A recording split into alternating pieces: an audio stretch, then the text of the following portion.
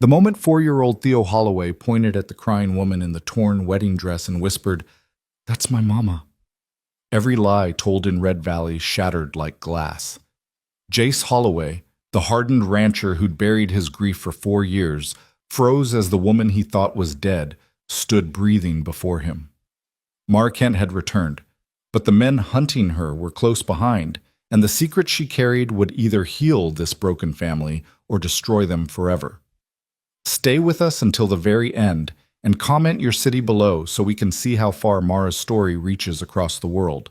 The Ghost in the Wedding Dress. The train screamed into Red Valley Station like a wounded animal, belching steam and cinder ash into the crystalline November air. It was 3:47 in the afternoon, late enough that the platform should have been empty, early enough that the sun still burned cold and white above the Montana peaks. But Martha Yates was there, clutching her market basket, and so was old Vernon Cross with his tobacco-stained beard, and both of them would later swear on their mother's graves that they saw her first. The woman who collapsed, off the eastbound car. She wore a wedding dress. Not the kind you see in Red Valley, where prairie wives make do with their Sunday best and a borrowed veil. This was the kind of dress that belonged in gilded ballrooms, with layers of ivory silk now shredded at the hem, Brussels lace torn and hanging like cobwebs, and a bodice that might once have been pristine but was now stained with soot, blood, and what looked like 4 years of accumulated despair. The woman's dark hair hung in wild tangles around a face so pale it seemed translucent. Her feet were wrapped in rags, the delicate wedding slippers long gone. She carried nothing, no bag, no coat, no hope in her eyes. Just those eyes. Martha Yates would tell anyone who'd listen that those eyes were the worst part. Like she'd seen the devil himself, Martha would say, clutching her shawl. And maybe danced with him a while. The woman took 3 steps onto the platform, looked up at the painted sign that read Red Valley, population 847, and her knees buckled. Vernon moved first, surprisingly fast for a man of 73. He caught her elbow before she hit the ground. "Ma'am? Ma'am, you all right?" She turned those hollow eyes on him, and Vernon actually stepped back. "I'm home," she whispered. "God help me, I'm home." Then she pulled away from him and started walking, a stumbling, determined walk toward Main Street. By the time she reached the Mercantile, half the town was watching. 12 minutes earlier, 3 blocks away, Jace Holloway stood outside Brennan's Feed and Supply, one boot propped on the loading dock, discussing winter hay prices with Tom Brennan in the desultory way of men who'd known each other since childhood and had long since exhausted topics of genuine interest. "I'm saying you're getting robbed at $6 a bale," Tom was insisting, gesturing with a clipboard. "Sherman up in Bozeman will do you $5.50 if you buy in bulk." "Daddy!" The voice cut through the afternoon like a bell. Jace turned to see his son, 4 years and 7 months old, stubborn as a mule, and currently supposed to be with Mrs. Henderson 2 blocks over, running full tilt down the boardwalk, his little boots hammering the wood. "Theo Holloway, you stop right there!" Mrs. Henderson's voice echoed behind him, breathless and irritated. But Theo didn't stop. He never did. He crashed into Jace's legs with the full force of a small cannonball, wrapping both arms around his father's knee. "Daddy! Daddy! There's a princess!" Jace scooped him up with the ease of long practice, settling the boy on his hip. "A princess? You been reading those fairy tales again?" "No, a real one. She got off the train. She's wearing a princess dress, but she's crying and her feet are bleeding, and Mrs. Henderson said not to stare, but I saw her, Daddy. I saw her." Over Theo's shoulder, Jace watched Mrs. Henderson huffing up the street, her face red with exertion and embarrassment. "I'm so sorry, Jace," she panted. "He just ran, saw something at the station and took off like a jackrabbit." "It's fine, Eleanor." Jace set Theo down, but kept a firm grip on his hand. "What'd you see, bud?" "The princess, I told you." Tom Brennan laughed. "Kid's got an imagination. Last week he told me there was a dragon in your north pasture." "That was a bull," Theo said with immense dignity. "But this is different. Come see, Daddy." Something in the boy's voice, a tremor that wasn't quite fear but wasn't far from it, made Jace pause. Theo was many things, wild, willful, occasionally mendacious when it came to whether he'd washed behind his ears, but he wasn't prone to genuine upset. "All right," Jace said. "Show me your princess." They found her in front of Cassidy's dress shop. Jace saw the dress first. Impossible not to. That explosion of ruined white silk in the middle of a town where women wore practical calico and men wore dust. Then he saw the crowd. Then he saw Martha Yates with her hand over her mouth, and Vernon Cross looking like he'd aged 10 years in 10 minutes. Then he saw her. The world tilted. It was a physical sensation, like the ground had betrayed him. Jace's vision narrowed to a pinpoint, then expanded too fast, taking in details his brain refused to process. The shape of her shoulders, thinner than he remembered but unmistakable. The way she held her left arm tight against her ribs, protective. The dark hair that used to fall in glossy waves and now hung in matted ropes. The profile, God, that profile. "Mara," he breathed, but it couldn't be. Mara was dead. Mara had been gone for 4 years. Mara had vanished the night after Theo was born, and the sheriff had found her shawl by the river, and everyone said, everyone knew. She turned. Their eyes met across 20 feet of Montana dust. Jace heard a sound, realized it was coming from him, something between a gasp and a growl, and a word he'd buried so deep he thought it had calcified into fossil. "Daddy?" Theo's hand tightened in his. "Daddy, why are you shaking?" He wasn't shaking, he was made of stone. He was a pillar of salt, turning back to look at what he should have let stay buried. Mara took a step toward him. The crowd parted like water. "Jace!" Her voice cracked on his name. "Jace, you're dead." The words came out flat, factual. "You're dead. We had a funeral." "I know." She was crying now, tears cutting clean tracks through the grime on her face.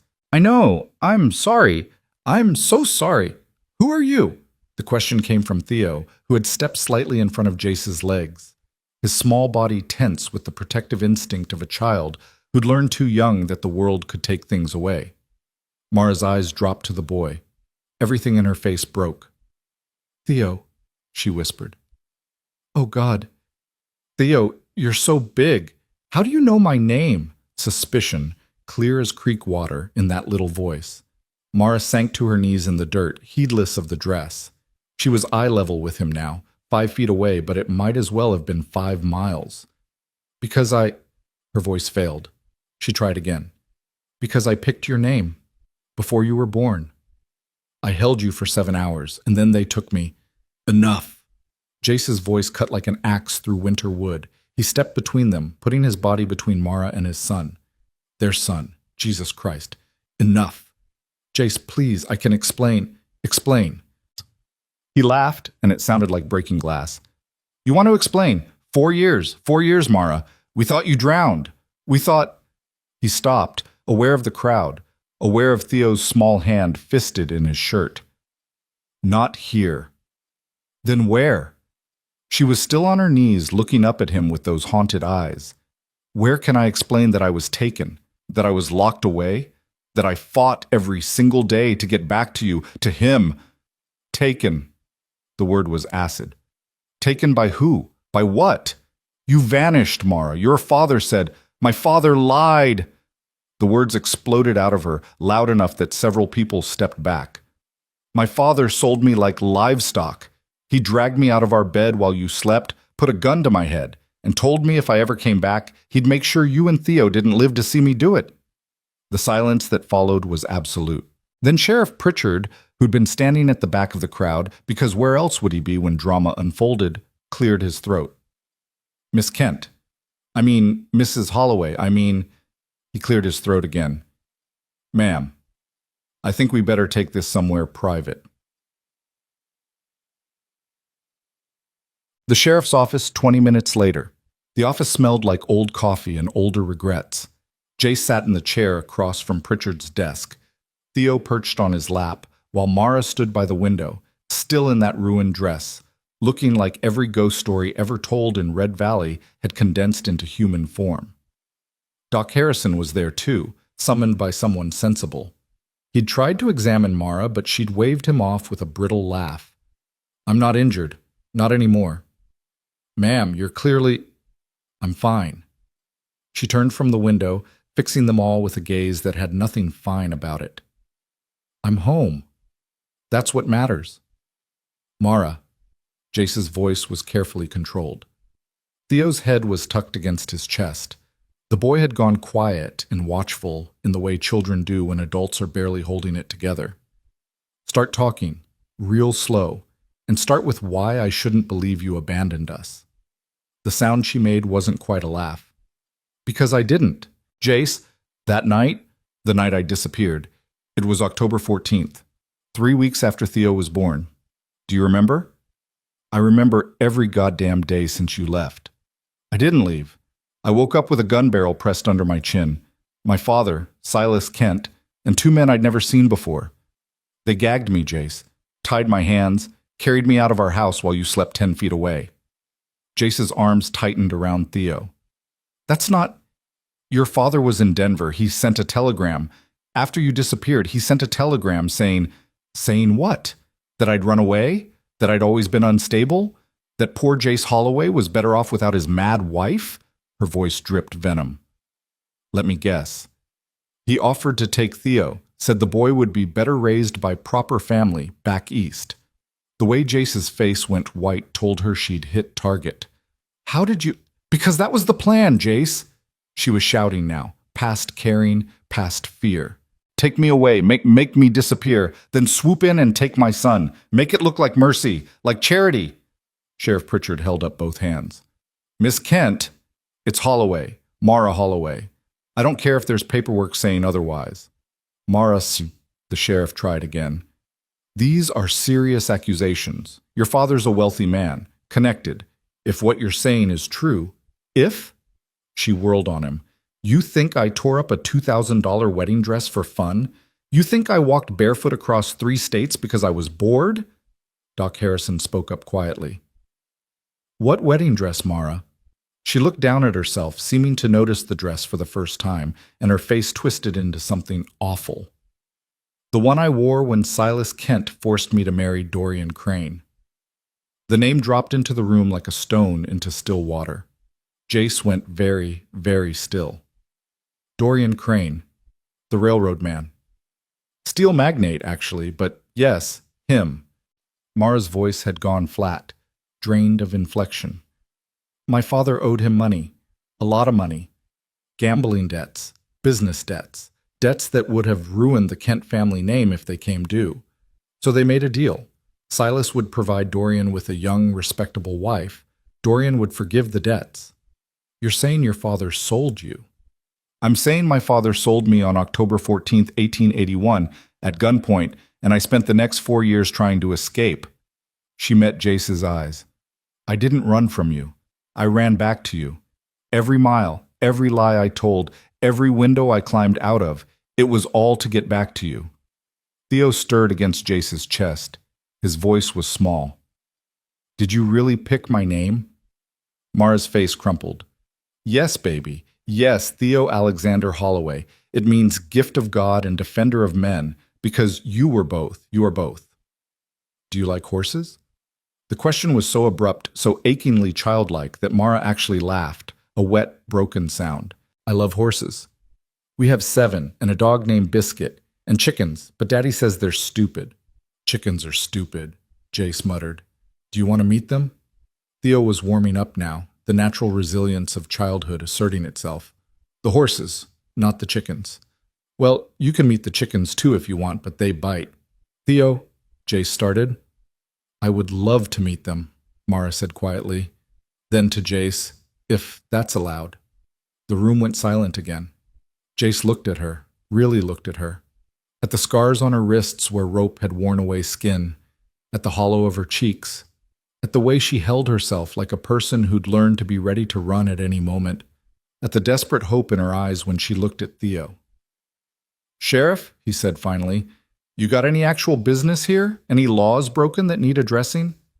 Pritchard scratched his jaw. Well now, that's complicated. If Mrs. Holloway was taken against her will, held against her will, forced into a marriage against her will, that's kidnapping at minimum. Human trafficking, arguably, but we'd need evidence, witnesses, and going up against Silas Kent. He trailed off meaningfully. I have evidence, Mara said quietly. They all turned to her. The marriage certificate. Forged. I never signed it willingly, but it exists. Letters between my father and Dorian Crane discussing the arrangement. Medical records from the private sanatorium where Dorian kept me when I got difficult. And she took a shaking breath. And this. She reached into the torn bodice of the dress and pulled out a small bundle wrapped in oilcloth. With careful fingers, she unwrapped it, a lock of dark hair tied with a blue ribbon. I cut this from Theo's head the night he was born, she whispered, before they took me. It's all I had of him. I carried it through everything. Every locked room, every threat, every time Dorian... She stopped. I carried it, so I'd remember why I had to survive. Theo reached out and touched the lock of hair with one finger. That's mine? That's yours, baby.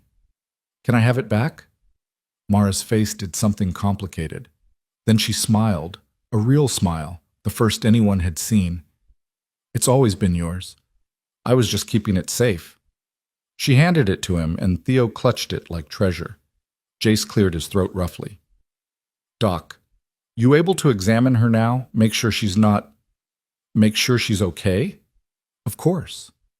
Sheriff, we'll need to make formal statements, but not today. Today she needs... He stopped, unsure what she needed. Food, water, sleep, a life that didn't include being hunted. Today I need my family, Mara said softly. Even if it's just for a few hours. Even if you send me away tomorrow. Please, Jace, just let me see him. Let me be here. Jace looked at Theo, who was examining the lock of hair with intense fascination. You think she's really your mama? He asked the boy quietly. Theo looked up at Mara, then back at Jace, then at Mara again. She knows my name, he said seriously, and she likes horses, and she has my hair. He paused. And she has the same eyes as me. Daddy, look, we have the same eyes. And they did. That particular shade of deep gray blue, like storm clouds over the mountains. Jace felt something in his chest crack, just a little crack, but enough to let in the smallest sliver of light. 1 week, he heard himself say. Mara's breath caught. What? 1 week, you come back to the ranch. You sleep in the guest room. You spend time with Theo, supervised. And at the end of that week, he met her eyes. At the end of that week, we decide what happens next. If you run again, I won't. If you run, he continued grimly, I'm done. He's done.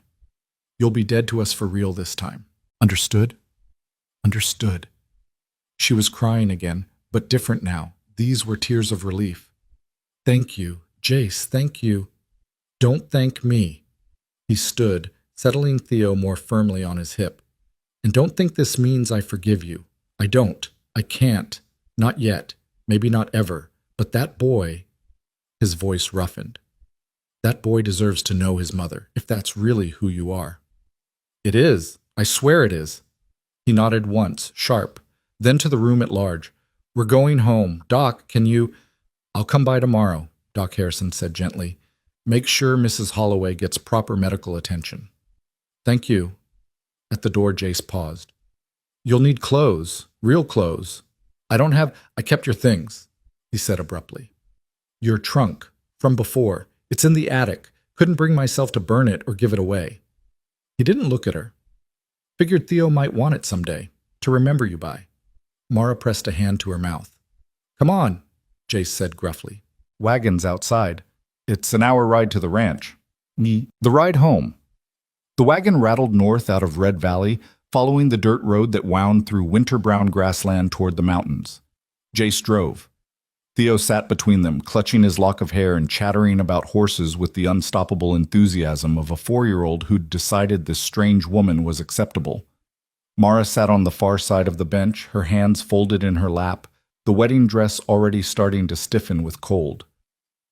It's beautiful, she said after a long silence. I forgot how beautiful it was. Jace didn't ask what she meant. He knew. The valley in autumn, dressed in gold and copper, the mountains rising like cathedral walls, the sky so blue it hurt.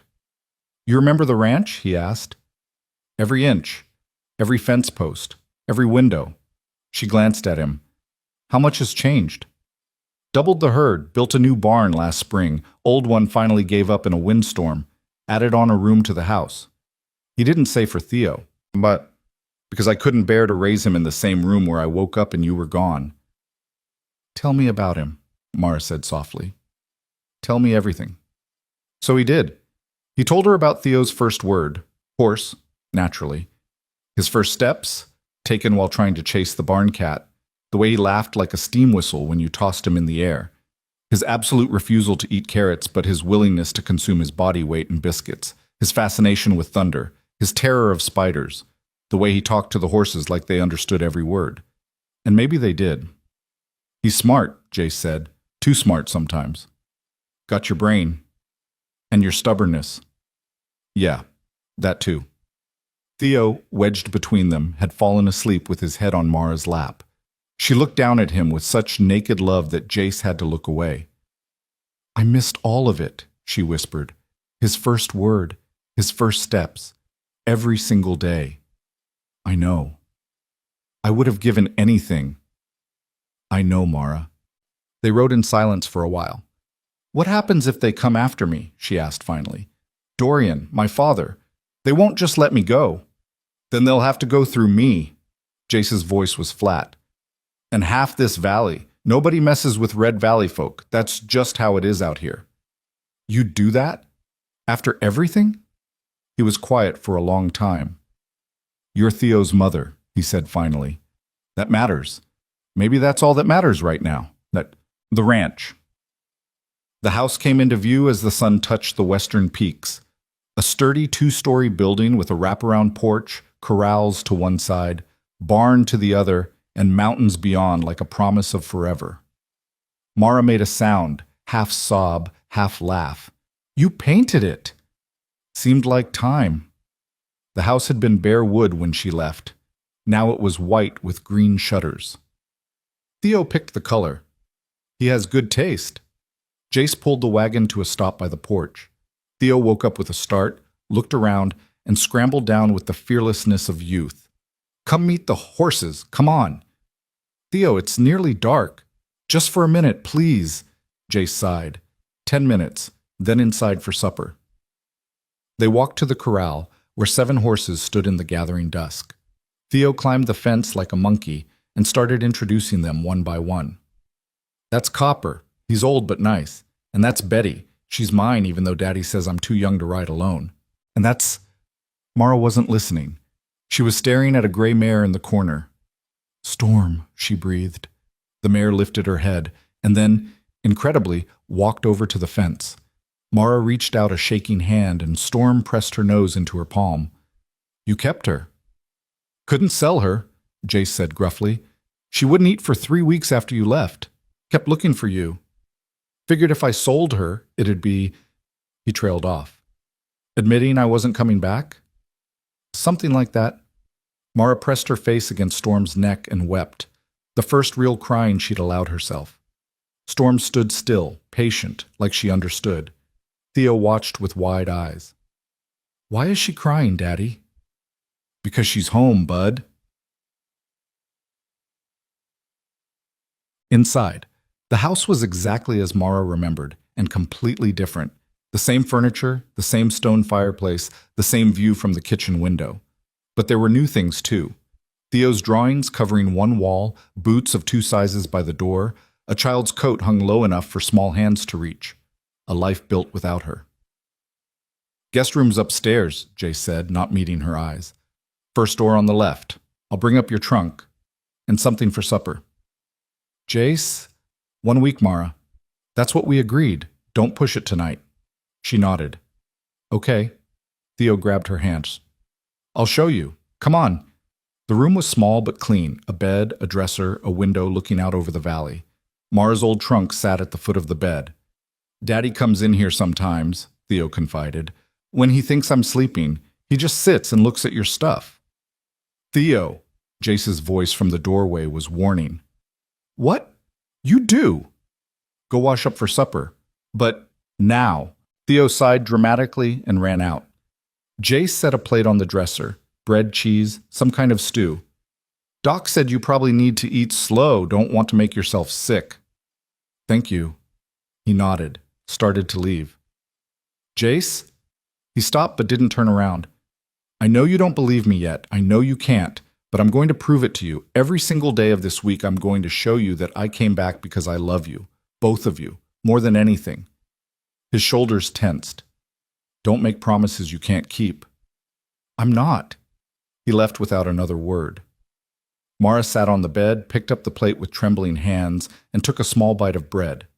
It tasted like hope. It tasted like home. That night, Mara woke screaming. She was back in the sanatorium, back in the locked room, back with Dorian's hands around her throat and his voice in her ear telling her she'd never escape, never leave, never. Mara? Arms around her, strong, familiar arms. She fought them, panicked, still half in the nightmare. Mara, it's me. It's Jace. You're safe. You're in Red Valley. You're safe. The words penetrated slowly. She stopped fighting, looked up. Jace knelt beside the bed, his hair wild from sleep, wearing just an undershirt and trousers, his hands on her shoulders. You're okay, he said again, quieter. You're okay. She was gasping like she'd run a mile. I'm sorry. I'm sorry. I didn't mean... Don't apologize for nightmares. Behind him, in the doorway, Theo stood clutching a stuffed rabbit and looking terrified. Is she okay? His voice was so small. She's okay, bud. Just a bad dream. I get bad dreams sometimes, Theo offered. Daddy says I should think about horses until I fall asleep again. Mara managed a watery laugh. That's good advice. Do you want my rabbit? He helps. The offer, made with such earnest generosity, broke something in her. I would love your rabbit, she whispered. Theo patted over and carefully placed the well-loved toy in her arms. His name is Mr. Flop, because his ears flop. Hello, Mr. Flop. Come on, Theo. Jay scooped up his son. Back to bed. But she'll be fine, I promise. After they left, Mara sat in the dark, clutching a toy rabbit that smelled like lavender and little boy, and cried again. But different this time. These were tears of gratitude, because for the first time in 4 years, when she woke up screaming, someone came. Someone cared. Someone said, you're safe. Outside the window, the mountain stood black against the stars, and somewhere in the house, Jace Holloway sat awake in his own room, wondering if he was making the biggest mistake of his life or the most right thing he'd ever done. Only time would tell. And Mara Kent Holloway had 1 week to prove which it was. Dawn came cold and clear, painting the valley in shades of rose gold that made everything look possible. Mara woke to the sound of roosters and the low murmur of voices downstairs. For one disoriented moment, she thought she was 21 again, newly married, waking up in the home she and Jace had built together. Then reality settled back in. Heavier than the quilt covering her, sharper than the morning air seeping through the window frame. She was 25 now. 4 years had been stolen, and she had 6 days left to prove she deserved to stay. She dressed in clothes from her old trunk, a simple brown skirt and cream blouse that hung looser than they once had. Her hands shook as she buttoned the blouse. The fabric smelled like cedar and thyme, like a life she'd been forced to leave behind. When she finally worked up the courage to look in the small mirror above the dresser, a stranger stared back. Same gray-blue eyes, same dark hair, but everything else had been carved away by hardship until only the essential remained. Downstairs, she found Jace at the stove, flipping pancakes with the practiced efficiency of a man who'd been doing it alone for too long. Theo sat at the table, swinging his legs and conducting an elaborate conversation with Mr. Flop about the relative merits of syrup versus honey. Mr. Flop says syrup, Theo announced. But I think he's wrong. Mr. Flop's a rabbit, Jace said without turning around. What does he know about breakfast? He knows a lot. He's very smart. Mara stood in the doorway, suddenly uncertain. This was their routine, their rhythm, built over years she hadn't been part of. She was the intruder here, the ghost trying to reclaim a place among the living. Theo saw her first. You're awake. Did Mr. Flop help? He helped very much. She stepped into the kitchen, careful to keep her distance from Jace. Thank you for lending him to me. You can keep him if you have more bad dreams. Daddy says everybody gets bad dreams sometimes, and that's okay. Your daddy's right. Jace finally turned, spatula in hand. His eyes swept over her, quick, clinical, looking for signs of what she didn't know. Weakness? Deception? The woman she used to be? Coffee's on the table, he said. Breakfast in 5 minutes. Can I help? You can sit down. You're still recovering. It wasn't an offer. It was an order, delivered in that flat tone he'd been using since yesterday, the tone of a man who'd built walls so high even he couldn't see over them anymore. Mara sat.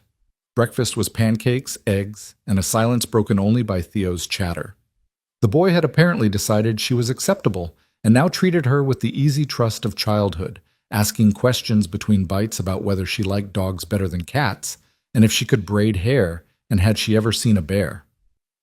I saw a bear once, she said, years ago. It was eating berries by the creek. Were you scared? Terrified. What did you do? Stood very still. Your daddy taught me that. If you see a bear, don't run. Just wait for it to leave. Theo turned to Jace with accusing eyes. You never told me you taught her about bears. Didn't seem important, Jace muttered. But Mara saw the way his jaw tightened, the way his knuckles went white around his coffee cup. Every mention of their past was a wound reopened, and she was forcing him to bleed in front of his son. After breakfast, Jace stood and started clearing plates. I've got work to do. Fence line in the north pasture needs mending. Theo, you're staying here. But I always help with fences. Not today. That's not fair. Life isn't fair. Jace's voice had an edge now. You're staying here with Mara. If she needs anything, if there's any trouble, you come get me. Understand? The implication hung in the air like smoke. I don't trust her alone. I don't trust her not to run. I don't trust her with you. Theo, oblivious to the undercurrent, just grinned. We're going to have so much fun. I can show her the chickens and the barn and show her whatever you want, but you stay where I can see the house. Clear? Clear. Jace finally looked at Mara. You need anything before I go? Just a chance, she said quietly. Something flickered in his eyes, pain maybe, or anger, or some combination the two had merged into after years of grief. You've got 6 more days. Use them well.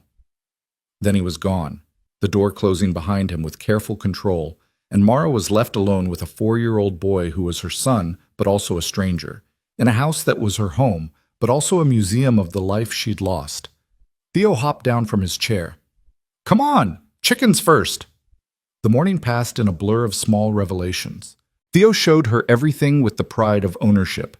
The chicken coop where the hens pecked and muttered, the garden plot Jace had enclosed with wire fencing, the old oak tree where a rope swing hung motionless in the cold air. He talked continuously, an endless stream of observations and questions and stories, and Mara drank it in like someone dying of thirst. That's where I fell and split my lip, Theo said, pointing to the porch steps. Had to get 3 stitches. Daddy said I was braver than soldiers. I bet you were. That's where Biscuit sleeps when it rains. The barn, warm and dim and smelling of hay. And that's where we keep the kittens, but they're not babies anymore. Daddy says they're cats now, but I still call them kittens because they act like babies. 3 half-grown cats wound around her ankles, purring. Mara crouched down and let them investigate her hands, her skirt, her hair. They like you, Theo observed. Animals always know if people are good or bad. Daddy told me that. Your daddy tells you a lot of things. He's smart. He knows everything. Theo paused, his face scrunching in thought. Well, almost everything. He didn't know you were alive. The words landed like stones. No, Mara said carefully. He didn't. Nobody did. Were you hiding?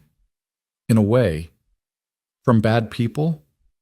She looked at this small, serious boy, her son, God, her son, and decided he deserved as much truth as she could give him.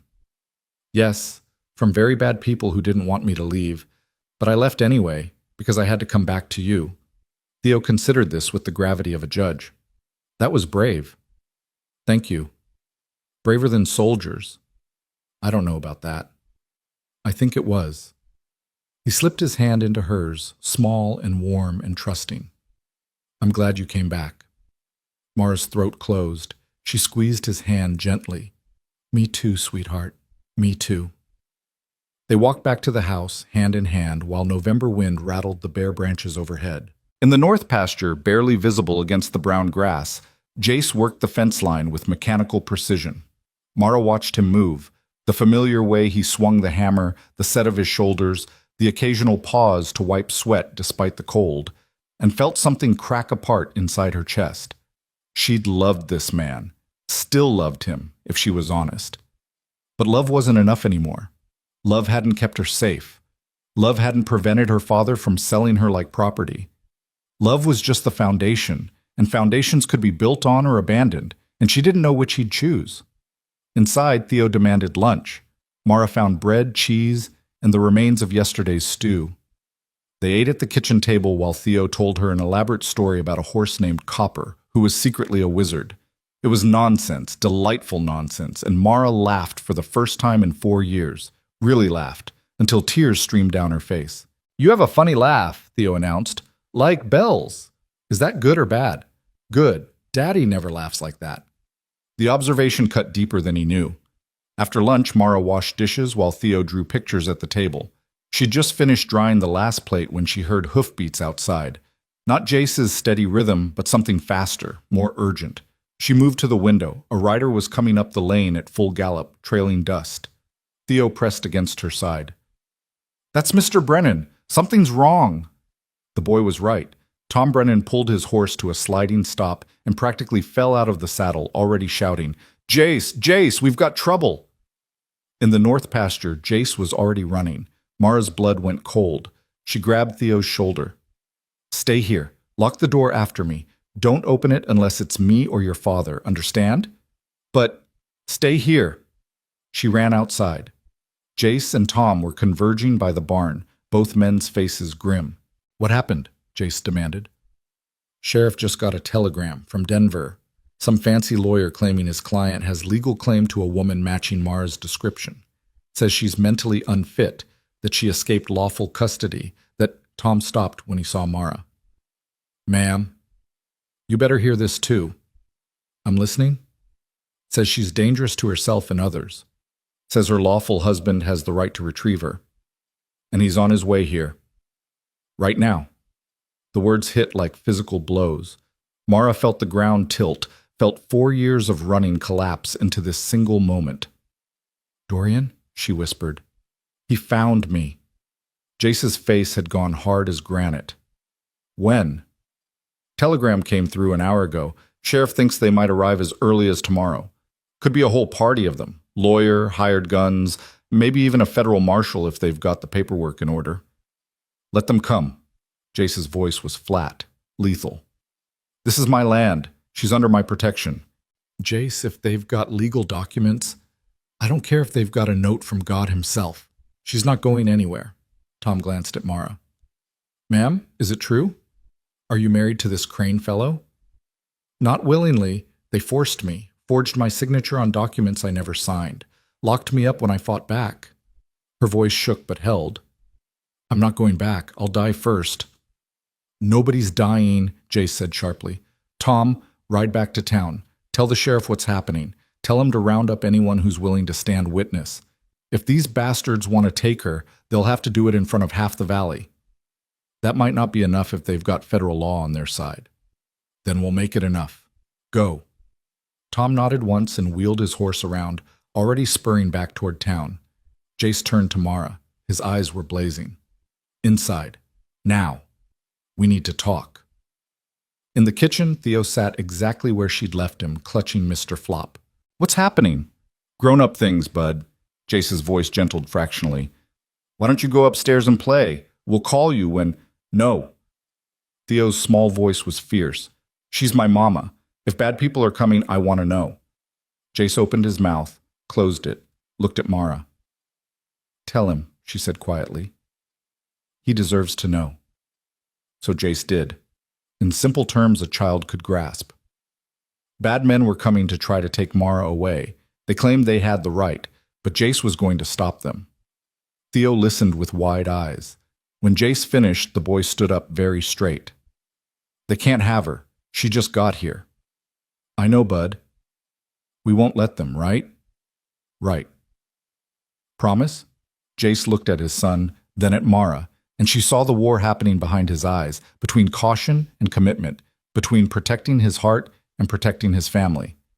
I promise, he said finally. Theo nodded, satisfied, and went back to his drawing. Jace gestured for Mara to follow him into the front room, out of earshot.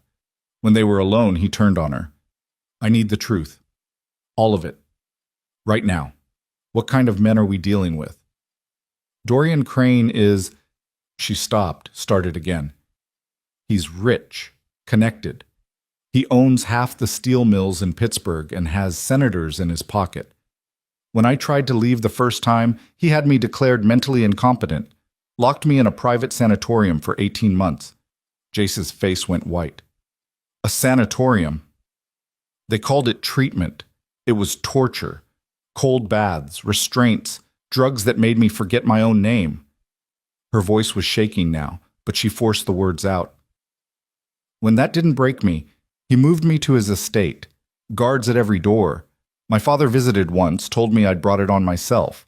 That if I'd just been obedient, none of this would have happened. Jesus Christ. I escaped 3 times. The first 2 times they caught me within hours. The third time, she swallowed hard. The third time was last week.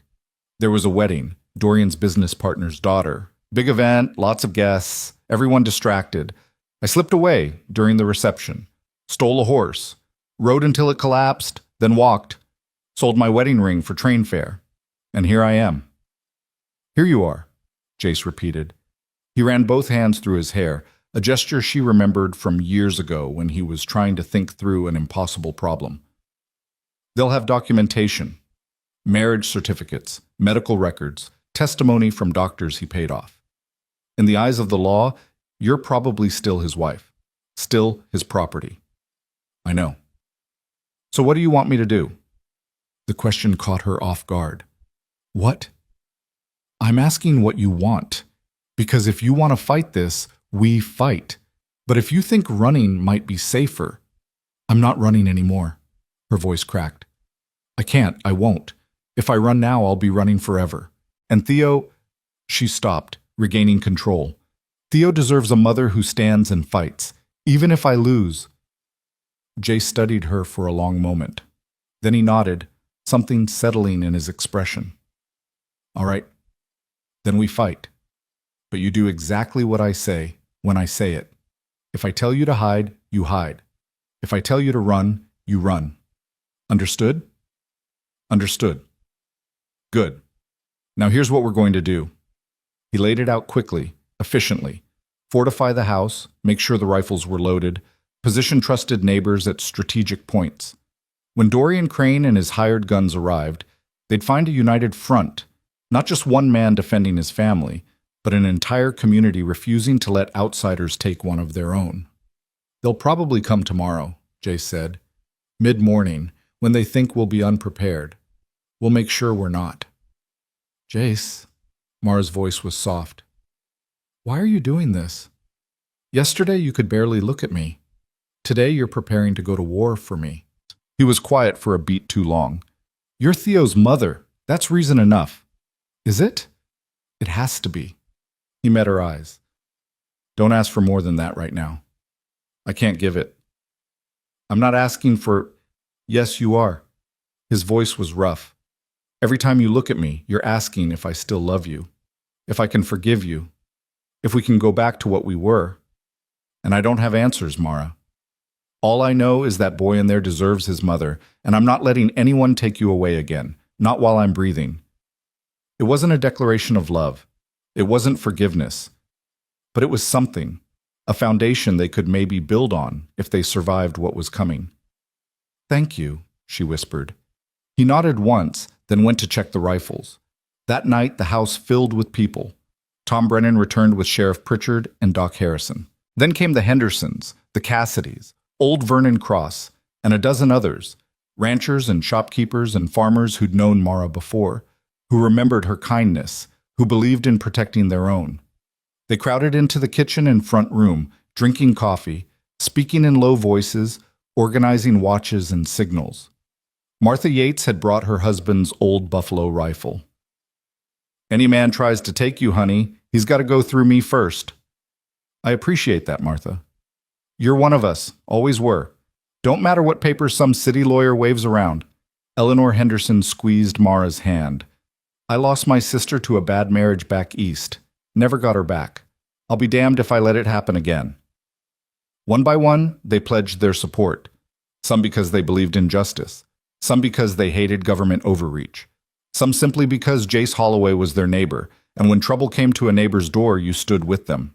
Theo watched it all with solemn eyes, sitting on Mara's lap because he'd refused to go to bed. Finally, Jace came over and lifted him up. "Time for sleep, bud." "But I want to help." "You help by staying safe." Jace's voice was gentle but firm. "That's the most important job of all." He carried the boy upstairs. Mara heard their voices through the ceiling, Theo arguing, Jace reasoning, then the creak of bed springs and the low murmur of a lullaby. The same lullaby she used to sing, about horses running free and mountains standing tall. When Jace came back down, his eyes found hers across the crowded room. "He's out," he said. "Finally." "You're good with him." "Had to be. Didn't have much choice." The words stung, as he'd probably intended them to. But Mara didn't flinch. By midnight, everyone had left except Tom and Sheriff Pritchard, who'd volunteered to take first watch. Jace walked Mara upstairs carrying a rifle. "You know how to use this?" "You taught me, remember?" "I remember." He set it against the wall by her bed. "Someone will be outside your door all night. If anything happens, you scream. Don't hesitate, don't try to be brave, just scream." "All right." He turned to go. "Jace?" "Yeah?" "What you said earlier, about not having answers." She drew a breath. "I don't need you to love me. I don't even need you to forgive me. I just need you to believe that I'm telling the truth, that I was taken, that I fought, that I came back because I had to, not because I wanted something from you." He looked at her for a long time, his face shadowed in the dim light. "I believe you," he said finally. "Doesn't make it hurt less. But I believe you." Then he was gone, and Mara was alone with her thoughts and a loaded rifle and the terrible certainty that tomorrow would decide everything. She didn't sleep. How could she? Every creak of the house was a footstep. Every gust of wind was a warning. She sat by the window watching the moon track across the sky and thought about all the moments that had led to this one. Her father's ambition, Dorian's cruelty, her own desperate choices. But also, Theo's laugh, Storm's velvet nose in her palm, the way Jace's voice had softened when he said, "I believe you." If tomorrow ended in capture and being dragged back to Pittsburgh and locked away forever, at least she'd had this. These 3 days of being home. Dawn came slowly, staining the sky pink and gold. Mara heard movement downstairs, coffee brewing, low voices, the click of rifle bolts being checked. She dressed carefully in the warmest clothes she had, braided her hair tight, and went down to face whatever came next. Jace was at the kitchen table cleaning his rifle with methodical precision. He looked up when she entered.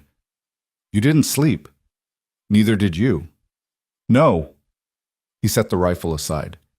"They'll be here soon. You should eat something." She couldn't imagine eating, but she forced down bread and coffee while Theo slept upstairs, mercifully oblivious. Outside, neighbors were already arriving, positioning themselves around the property, checking sightlines, settling in for what might be a long wait. At 10 o'clock, a rider appeared on the eastern road. Then another, and another. Sheriff Pritchard lowered his spyglass. 6 men, 2 wagons. One of them looks official, could be a federal marshal. "Let them come," Jace said. Mara stood beside him on the porch, her heart hammering so hard she thought it might crack her ribs. This was it. 4 years of running ended here on this porch where she'd once been happy. The riders approached slowly, deliberately. When they were close enough to see clearly, Mara's breath caught. The lead rider was Dorian Crane himself. He looked exactly as she remembered, tall, silver-haired, expensively dressed, with the kind of face that would be handsome if it weren't so cold. His eyes swept the property, taking in the armed neighbors, the defensive positions, the clear message of resistance. Then he saw her. His smile was terrible. "Hello, darling. I've missed you." Jace stepped in front of her. "That's close enough." Dorian's group stopped 20 feet from the porch. Behind him, a thin man in a black suit clutched a leather folder. The lawyer. Next to him, a man with a federal marshal's badge. And behind them, 4 hired guns who looked like they'd happily start shooting if given the word. The lawyer cleared his throat. "I am Arthur Pemberton, representing Mr. Dorian Crane of Pittsburgh. We're here to retrieve Mrs. Mara Crane, who is currently—" "Her name is Holloway," Jace interrupted, "and she's not going anywhere." "Mr. Holloway, I presume?" Pemberton's voice was oily. "I'm afraid you're harboring a woman who legally belongs to— nobody belongs to anyone. Perhaps not in the moral sense, but in the eyes of the law, Mrs. Crane is the wife of my client. She was declared mentally incompetent by 3 separate physicians and placed under her husband's care. Her escape from that care was unlawful. Her presence here is unlawful. And if you continue to harbor her, you yourself will be breaking federal law." The marshal spoke up, his voice weary. "I don't like this any more than you do, folks, but I've got court orders. If she's who they say she is, I have to enforce them." Mara stepped out from behind Jace. "My name is Mara Kent Holloway. I was born in Red Valley. I married Jace Holloway 5 years ago in the church in town. I never agreed to marry Dorian Crane. I was kidnapped, coerced, and imprisoned." Dorian's smile widened.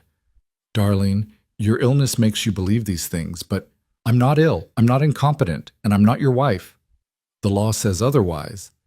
He gestured to Pemberton, who opened his folder and began reading. Marriage certificates, medical evaluations, testimonies from doctors she'd never met, claiming she was unstable, dangerous, prone to delusions. With each word, Mara felt the trap closing.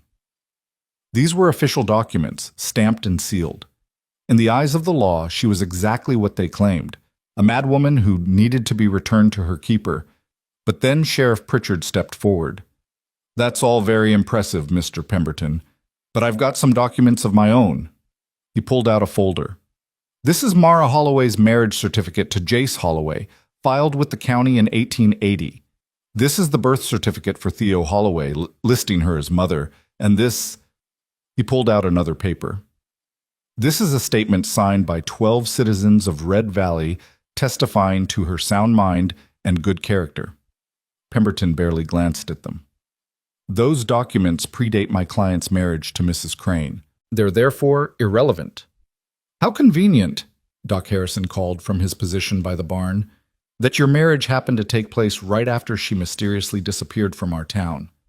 Mysterious to you, perhaps, but the timeline is clear. After leaving Red Valley of her own accord—" "She didn't leave!"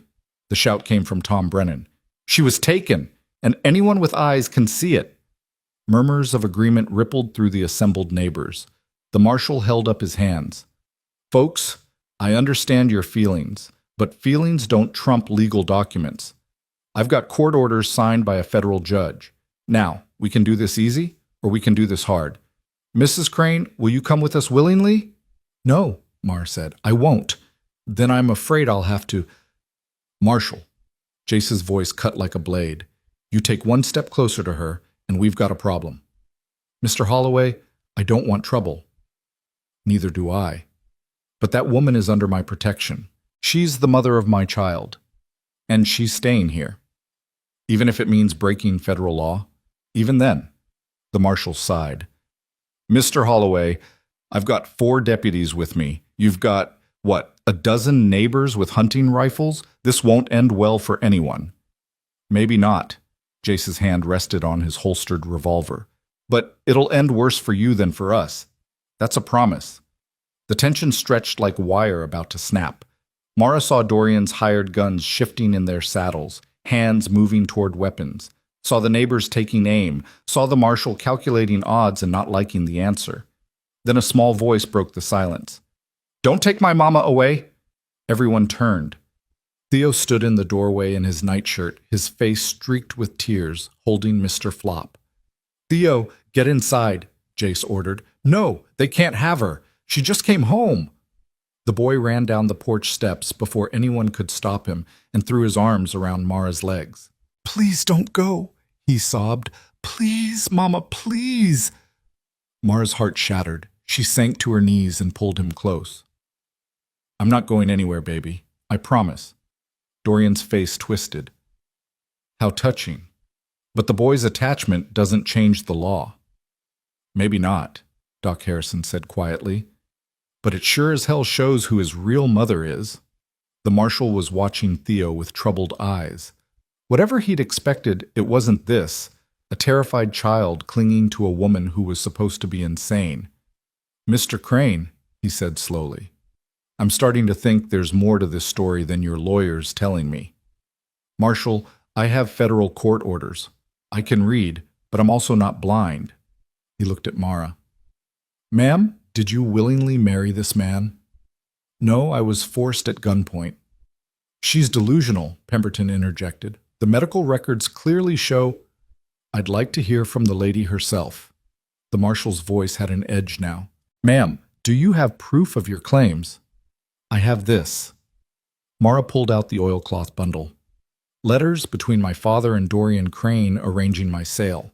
Medical records from the sanatorium where I was held against my will, and my own testimony.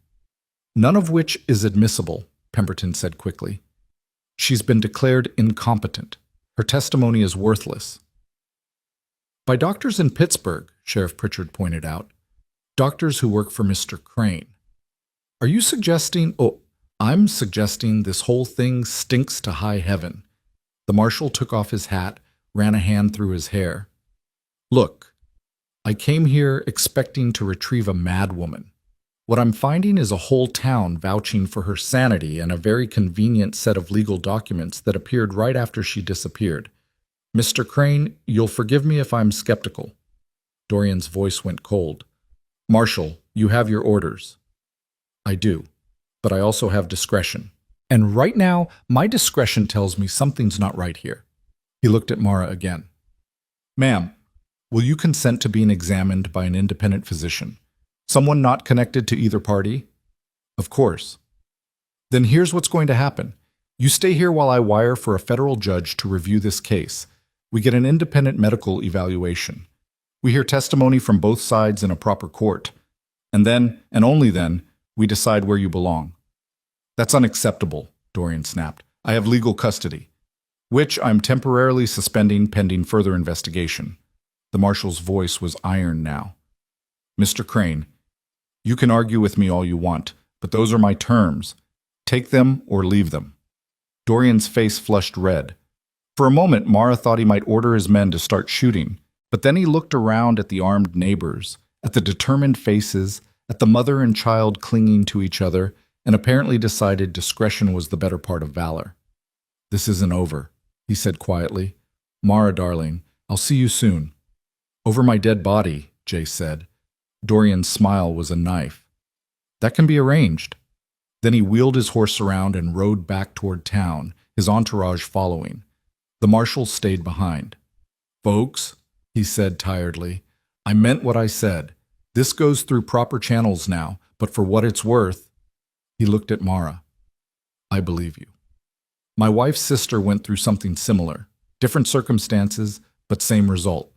So you fight this, you hear me? You fight like hell. I will, Mara whispered. After the marshal left, the yard erupted in cheers and backslapping and relief. But Mara just held Theo and shook, because she knew, they all knew, this was just the beginning. The real battle was still to come. The fever came 3 days later, creeping into Red Valley like a thief in the night. Doc Harrison had warned them it was making its rounds through the mining camps up north. Some kind of influenza, vicious and fast-moving, hitting children and the elderly hardest. By the time it reached town, half the families were already keeping their doors locked and their windows shut, burning sage and praying it would pass them by. It didn't. Jace had spent those 3 days riding between the ranch and town, meeting with lawyers, filing counter-petitions, building a legal defense that felt more like constructing a dam with twigs while a flood rushed toward them. The marshal had been true to his word. A federal judge was coming from Helena to review the case, expected within the week. But in the meantime, Dorian Crane hadn't left Red Valley.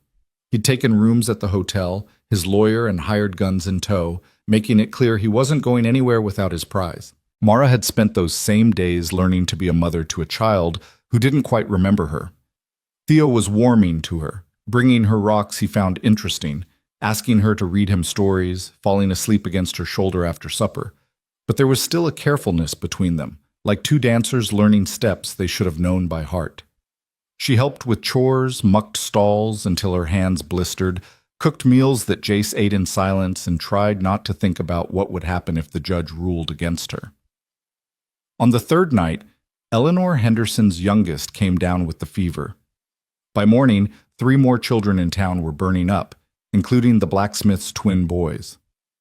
Doc Harrison moved from house to house with his medical bag, dispensing what remedies he had and hoping for the best. "Keep them cool," he told worried mothers. "Lots of water, and pray. That's about all we can do." Jace heard about it when he rode into town that morning to meet with Sheriff Pritchard. He came back to the ranch with his face drawn tight. "Doc needs help," he told Mara. "Half the town's getting sick, and he can't be everywhere at once. I'm going back." "You should stay here," Mara said, "with Theo. Doc needs hands, people who aren't afraid to get close to the sick." "Then let me go." Jace looked at her sharply. "You?" "I've nursed people through fever before. My mother taught me when I was young, before she died of one herself. I know what to do." "You've barely been back a week. You're still recovering." "I'm fine. And I'm not asking for permission, Jace. Those people stood up for me when Dorian came. The least I can do is help them now."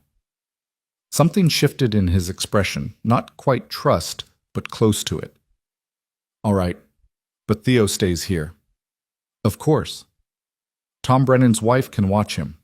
She's keeping her kids home from school anyway. One more won't matter." They rode into town together, the first time they'd been truly alone since her return. The silence between them was heavy, but not hostile, more like 2 people carrying the same weight, trying to figure out how to balance the load. "You really nursed people through fever?" Jace asked finally. "In Pittsburgh. In the sanatorium." Her voice was flat. "When other patients got sick, they'd sometimes put me to work. Figured if I was going to be crazy anyway, might as well be useful." His jaw tightened. "Mara, I don't need your pity, Jace. I just need you to believe that I'm not helpless, that I survived because I learned to be strong." "I never thought you were helpless." "No? Then what did you think?" He was quiet for so long she thought he wouldn't answer. Then, "I thought you were the bravest person I'd ever met. From the moment I met you. You stood up to your father when he said ranchers weren't good enough for the Kent family. You learned to ride like you were born to it. You helped birth calves in the middle of winter and never complained once." He paused. "And when you disappeared, I thought maybe I'd been wrong. Maybe you weren't brave at all. Maybe you'd just been pretending. And now? Now I don't know what to think, except that you're here and you're fighting, and that takes a kind of courage I can't even imagine." It wasn't forgiveness, but it was acknowledgement, and that was something. They spent the day moving from house to house. Doc Harrison directed them like a general deploying troops. Mara to the Hendersons, where little Emma was worst off. Jace to the blacksmiths, where both twins were barely conscious with fever. Mara worked through the afternoon and into the evening, sponging hot foreheads, coaxing water down burning throats, changing sweat-soaked sheets.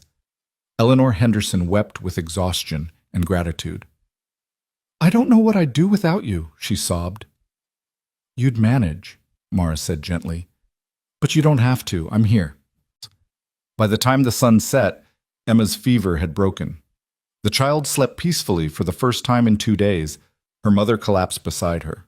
Mara washed her hands in cold water, rolled her aching shoulders, and went to find Doc Harrison. She found him on the front steps of the general store, his face gray with exhaustion. "How many?" she asked.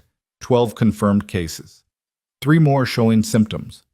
"The blacksmith's boys aren't improving. I'm worried about them." He rubbed his eyes. "We need more hands, more medicine, more everything. I'll keep helping, as long as you need me." "Even with your own troubles?" Mara smiled tiredly. "Especially because of my own troubles. These people defended me. Now it's my turn. Doc studied her for a moment, then nodded. You're stronger than your father ever gave you credit for. My father never gave me credit for anything except being female and therefore useful for marriage. Well, he was a damn fool. That night, Jace insisted on riding her back to the ranch, even though it was late and he was exhausted. They found Theo asleep at the Brennans, curled up with Mr. Flop and their youngest boy. Jace carried him out to the wagon without waking him. He's been asking for you, Tom Brennan's wife said quietly. Both of you. Wanted to know when his parents were coming home. The word parents, plural, united, hit Mara like a physical blow. She nodded, not trusting her voice, and climbed into the wagon. Theo woke briefly when Jace carried him inside, mumbling something about horses and honey before falling back asleep. Mara tucked him in, brushing hair off his forehead with a tenderness that made her chest ache. He's warm, she said. Jace was beside her in an instant, his own hand on Theo's forehead. Not fever warm, just warm from sleep. You sure? I'm sure. But his hand lingered, protective. Get some sleep, Mara. We'll need to go back tomorrow. She did sleep, deeply and dreamlessly, until the sound of retching woke her in the dead hours before dawn. She was out of bed and down the hall before she was fully conscious. Theo's door was open. Inside, Jace knelt beside the bed while Theo vomited into a basin, his small body shaking. It's okay, bud, Jace murmured. Get it out. That's it. Mara's blood turned to ice water. How long? Started about 20 minutes ago. Jace's voice was carefully controlled, but she could hear the fear underneath. Fever spiked fast. He was fine when I checked him at midnight. She pressed her hand to Theo's forehead and felt the heat radiating off him like a stove. The boy whimpered and tried to curl into himself. Hurts, he mumbled. Everything hurts. I know, baby. Mara's mind was already racing through everything her mother had taught her, everything she'd learned in Pittsburgh. Jace, get me cold water, as much as you can, and clean cloths. He didn't question, just moved. Mara stripped Theo down to his underthings and began sponging his burning skin with water from the wash basin. The boy cried out at the cold. I know it's awful, sweetheart, but we have to get your fever down. I want it to stop, Theo sobbed. Make it stop, Mama. The word, Mama, said without hesitation, without carefulness, broke something in her.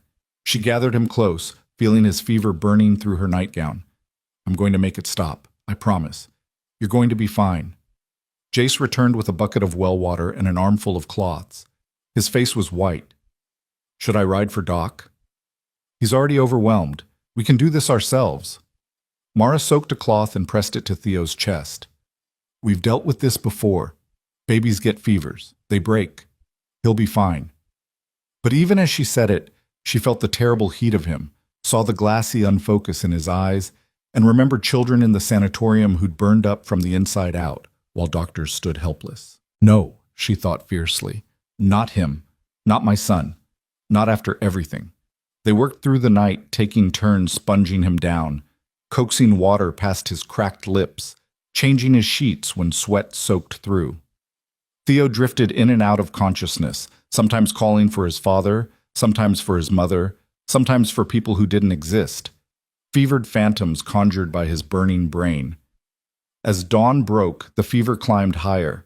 Theo started shaking violently, his teeth chattering so hard Mara feared he'd bite his tongue. Jace wrapped him in blankets while Mara held his head steady. Jace, this isn't normal fever. This is... I know, his voice cracked. I know. But Doc said to keep them cool and hydrated. We're doing that. What if it's not enough? It has to be enough. He looked at her across their shaking child, and for the first time since she'd returned, the walls were completely gone. It has to be, Mara. I can't lose him. He's all I have. You won't lose him. We won't lose him. She said it like a prayer, like saying it firmly enough could make it true. He's strong. He's a Holloway. He'll fight this. But as morning wore into afternoon, Theo only got worse. The shaking stopped but was replaced by a frightening stillness, his breathing shallow and rapid. His lips turned blue. His eyes, when they opened, didn't recognize them. Mara sang to him. Every lullaby she knew, every song her own mother had sung. She told him stories about brave horses and tall mountains. She promised him everything, more time with Storm, all the honey he could eat, a new rope for the swing. Anything, if he'd just come back to them. Jace paced like a caged animal, checking the window every few minutes as if Doc Harrison might materialize through sheer force of will. I should ride to town. You can't leave him. I can't lose him. You won't. Mara's voice was steel. Sit down, Jace. Your son needs you here. He sat, taking Theo's small hand in his large one. When you were pregnant, he said suddenly, I used to talk to him. Before he was born.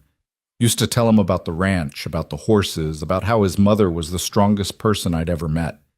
His voice broke. I told him he was going to be brave like her, strong like her. That between the two of us, he was getting the best parts. Jace, I need you to know that. Even after you disappeared, even when I was angry, I never stopped believing that. I told him stories about you, made sure he knew you hadn't wanted to leave, that somewhere out there his mother loved him. Tears streamed down Mara's face. I did. I do. Every second of every day. I know. I believe you now. He looked at her. And I need you to believe me when I say that we're going to get through this. All three of us. As if in answer, Theo stirred. His eyes fluttered open, clearer than they'd been in hours. Daddy? Jace nearly sobbed. I'm here, bud. I'm cold. That's good. That's really good. Mara pressed her hand to his forehead and nearly wept with relief. Still warm, but not the terrible heat from before. The fever's starting to break. They watched him like hawks as evening approached. The fever climbed and fell in waves, but the peaks were lower each time. Theo drank water without fighting. He recognized them. He even managed a weak smile when Mara produced Mr. Flop from where he'd fallen on the floor. I had bad dreams, he whispered. I know, baby. You were in them, both of you. You were crying. We're not crying now. Jace's voice was rough. You're going to be fine. Promise? Promise. By midnight, the fever broke completely. Theo fell into real sleep, his breathing even, his color returning. Mara and Jace sat on either side of the bed, too exhausted to move, too grateful to sleep. Thank you, Jace said finally. For what? For knowing what to do. For not panicking. For being here. He met her eyes. Couldn't have done this alone. You wouldn't have had to. Even if I wasn't here, Doc would have come, or Eleanor, or... But you were here. You are here. He reached across Theo's sleeping form and took her hand. Mara, I've been angry for so long, hurt for so long. I built walls because that was easier than feeling everything I'd lost. But tonight, his voice broke. Tonight I remembered why I fell in love with you, your strength, your courage, the way you fight for the people you love. Jace, I'm not saying I'm not still hurt. I am. There's things we need to work through, things we need to say. But I'm saying I want to try. For real this time. Not just for Theo, but for us. Mara's tears fell silent and steady. I want that too, more than anything. Then we fight. When that judge comes, when Dorian makes his play, when your father tries to drag you back, we fight together. Together, she echoed. They sat like that for a long time, hands clasped across their sleeping son, until exhaustion finally claimed them both. Mara woke slumped in the chair, her hand still in Jace's, gray light creeping through the window. Theo was sitting up in bed, looking confused but healthy. I'm hungry, he announced. Mara laughed, actually laughed, and Jace joined her, the sound rusty but real. Then let's get you fed, Jace said. They made their way downstairs, Jace carrying Theo wrapped in blankets. In the kitchen, Mara started a fire in the stove while Jace settled their son at the table. The simple domesticity of it, the three of them moving around each other, passing plates and pouring milk, felt like a revelation. This was what she'd fought for, this moment, this family. They were halfway through breakfast when hoofbeats sounded outside. All three of them tensed. Jace moved to the window, his hand automatically reaching for the rifle by the door. It's Tom, he said, and he's riding hard. Tom Brennan pulled up in a spray of gravel, practically falling off his horse. Jace met him on the porch. "What is it?" "The judge," Tom panted. "He's here. Arrived early this morning, and Dorian Crane's already got his lawyer in front of him. They're holding a hearing this afternoon at the town hall." He looked at Mara through the doorway. "Ma'am, you need to be there. This is it." Mara felt her stomach drop. "This afternoon? That's not enough time." "It's all the time we've got. Judge Cartwright's a federal circuit judge. He's got 6 other cases to hear in Helena. He's giving this one day, and Crane made sure he got to him first." Jace's face had gone hard. "Then we better not waste it. Mara, go get changed. Theo, you're staying with the Brennans." "But I want to go." "Absolutely not. This is grown-up business. That's not fair. She's my mama." "Which is exactly why you need to stay safe." Jace crouched down to his son's level. "You just got better. I need you to rest, build your strength back up. Can you do that for me?" Theo's face crumpled, but he nodded. "Okay. That's my brave boy." An hour later, Mara stood in the guest room, staring at herself in the mirror. She'd chosen her most respectable dress, navy blue with a modest collar, the kind of thing a rancher's wife would wear to church. She'd braided her hair in a crown around her head, pinned it tight. She looked like the girl Jace had married, before Pittsburgh, before Dorian, before everything had broken. She looked like someone worth fighting for. Downstairs, Jace was waiting in his best shirt and clean trousers. He looked her over once, nodded approval. "Ready?" "No, but let's go anyway." The ride to town was silent, each of them lost in their own thoughts. The valley stretched gold and brown around them, beautiful and indifferent to human drama. Mara tried to memorize it, the curve of the mountains, the distant cattle, the way the light hit the creek, in case this was her last time seeing it free. Red Valley's town hall was packed. It seemed like everyone in the county had turned out, cramming into benches and standing along the walls. Dorian Crane sat at the front with his lawyer and a stack of documents. When Mara entered, his eyes found her and held, possessive and cold. Judge Cartwright was a severe-looking man in his 60s with iron-gray hair and no patience for nonsense. He took a seat behind a makeshift bench, actually the town clerk's desk, and banged his gavel.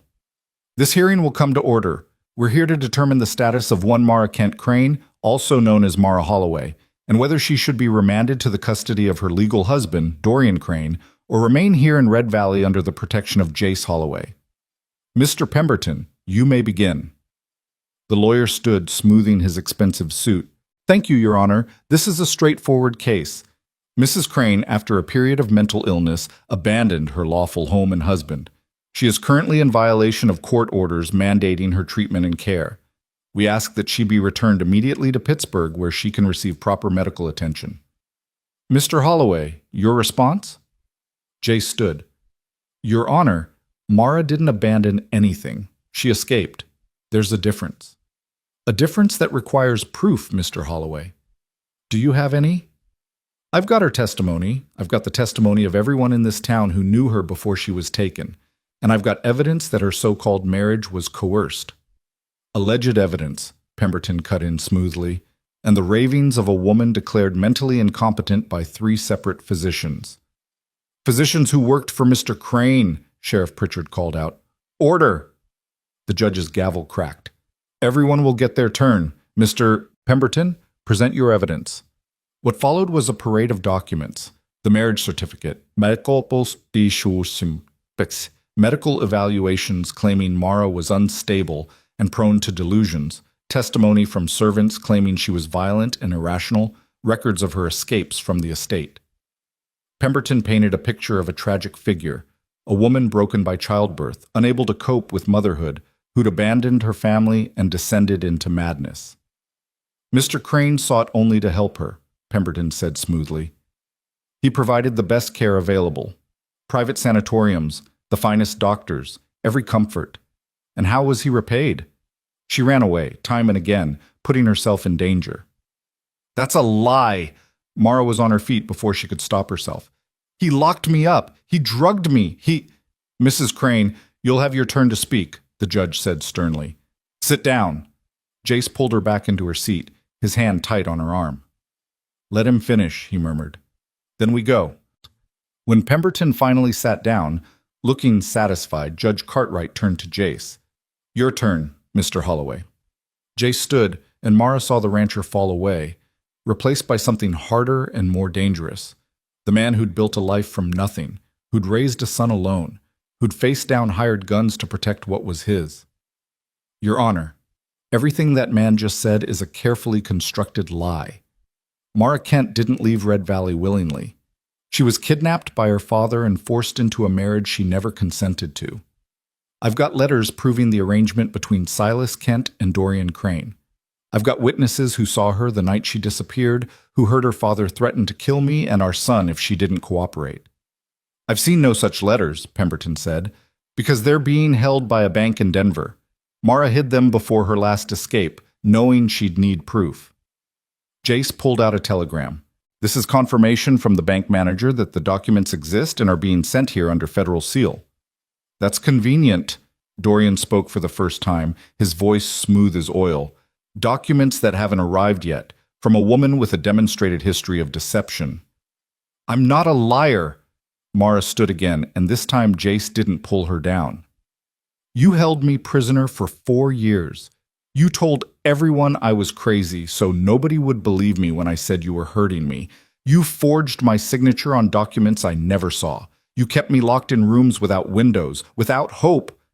Your Honor, this outburst demonstrates exactly the kind of instability we're dealing with, Pemberton interjected. No. Judge Cartwright held up a hand. I want to hear this. Mrs. Crane or Mrs. Holloway, whichever you prefer, tell me your story. Start from the beginning. So she did. She told them about waking with a gun to her head, about being dragged from her home, about the forced marriage performed by a judge her father had paid off. She told them about the sanatorium, the drugs, the restraints, the doctors who told her she was sick and just needed to cooperate. She told them about escape attempts that ended in recapture and punishment. And she told them about finally succeeding, about stealing a horse and riding through the night, about selling her wedding ring for train fare and walking the last 50 miles because she had no other choice. By the time she finished, several women in the audience were crying. Even the judge looked troubled. That's quite a story, he said finally. It's the truth. The ravings of a disturbed mind, Pemberton countered. Your Honor, you've heard testimony from medical professionals. I've heard testimony from doctors who were paid by Mr. Crane. I'd like to hear from someone independent. He looked around the room. Is Doc Harrison present? I am, Your Honor. Doc stood from the back. You've examined Mrs. Holloway since her return? I have. And your professional opinion? She's as sane as anyone in this room. Traumatized, certainly. Underfed and exhausted from her ordeal, but mentally sound. If anything, her survival demonstrates remarkable strength of will. Thank you, Doctor. The judge made a note. Mr. Crane, would you care to speak on your own behalf? Dorian rose, smoothing his silver hair. Your Honor, I love my wife. Everything I did was out of concern for her welfare. If my methods seem harsh, it's because her condition required harsh measures. I want only to bring her home, to help her heal. You want to own me, Mara interrupted. That's all you've ever wanted. A beautiful wife to show off, to control, to lock away when I didn't behave. You see? Dorian spread his hands. This paranoia, this hostility, classic symptoms of her condition. Or classic symptoms of a woman who's been abused, Judge Cartwright said dryly. Mr. Crane, I'm troubled by several aspects of your case. The timing of your marriage, the circumstances of Mrs. Holloway's disappearance from Red Valley, the fact that every medical professional who's declared her incompetent works for you. Your Honor, the law is clear. The law is a tool, Mr. Crane, and like any tool, it can be used for good or ill. He looked at Mara. Mrs. Holloway, answer me honestly. If I rule that you must return to Pittsburgh, what will you do? Mara met his eyes.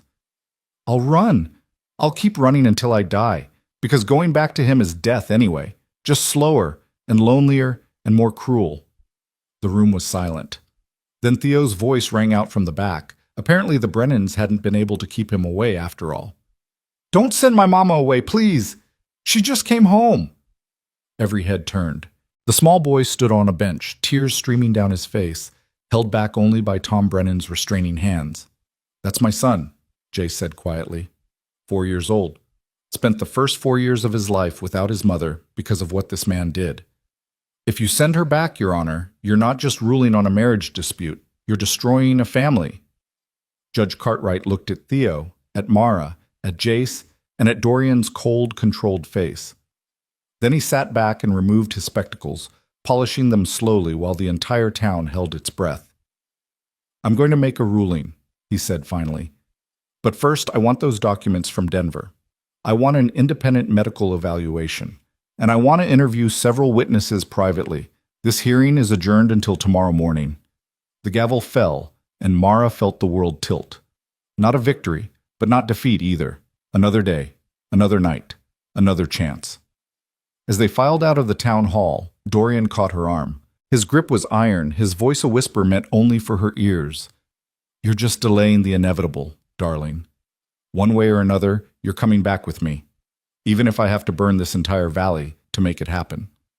Then Jace was there, his hand on Dorian's wrist, his voice deadly calm. "Touch her again, and you'll lose that hand. That's not a threat. That's a promise." For a long moment, the two men stared at each other, all the violence of the world condensed into that single point of contact. Then Dorian smiled and let go. "Tomorrow, then. I look forward to the judge's decision." He walked away, his lawyer and hired guns falling in behind him, leaving Mara shaking in the afternoon sunlight. "He means it," she whispered. "Jace, he'll burn the valley. He'll kill people. He doesn't care about anything except winning." "Let him try." Jace pulled her close, one arm around her shoulders, the other reaching for Theo, who'd broken free and run to them. "We've got one more day to prove you belong here, and this time we're going to make it count." That night, sleep was impossible. Mara sat by the window in the guest room, watching moonlight paint silver across the valley, while her mind replayed every moment of the hearing. Every word Dorian had spoken, every lie Pemberton had told, every crack in the armor of legality they'd built around her captivity. The documents from Denver were supposed to arrive by morning train, but what if they didn't? What if her father had somehow intercepted them, or destroyed them, or bribed the bank manager? What if tomorrow Judge Cartwright looked at the evidence and decided that 4 years of legal precedent outweighed the truth? Downstairs, she heard Jace moving around, the soft tread of boots on wood, the creak of the front door opening and closing.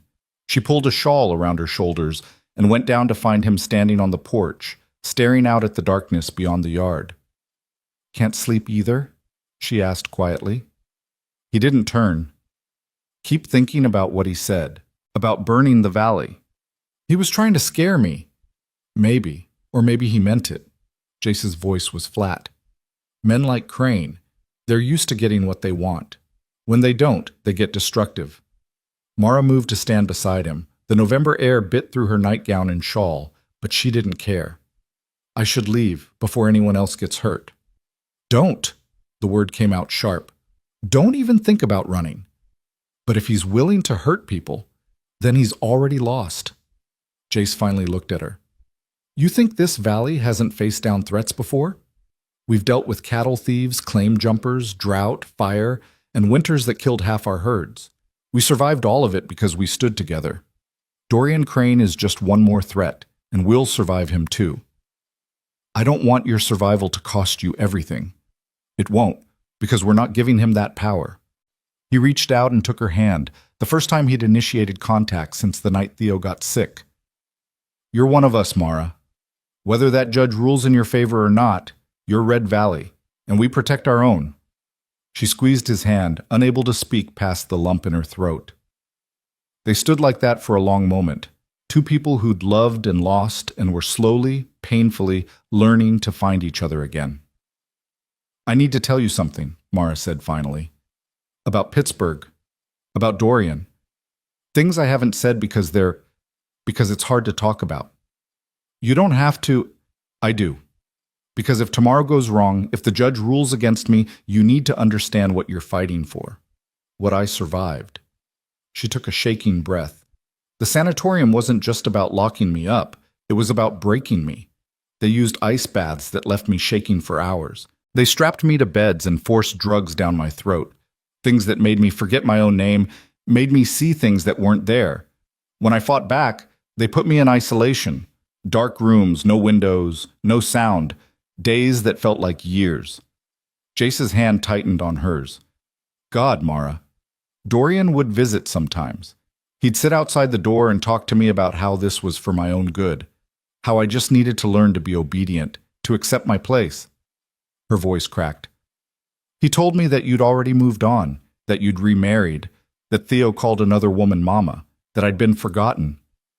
That son of a bitch. I believed him at first. I was so drugged, so confused.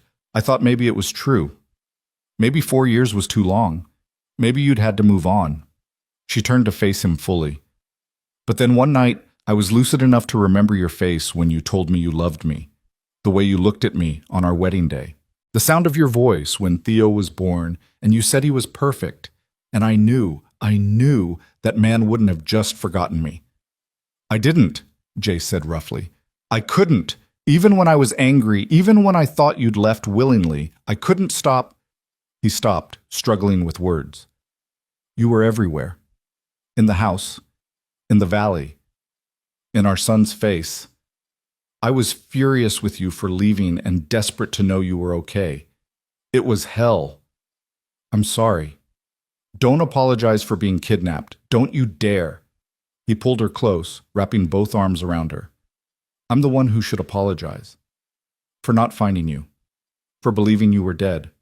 For not looking harder. You had no way to know. I should have known anyway.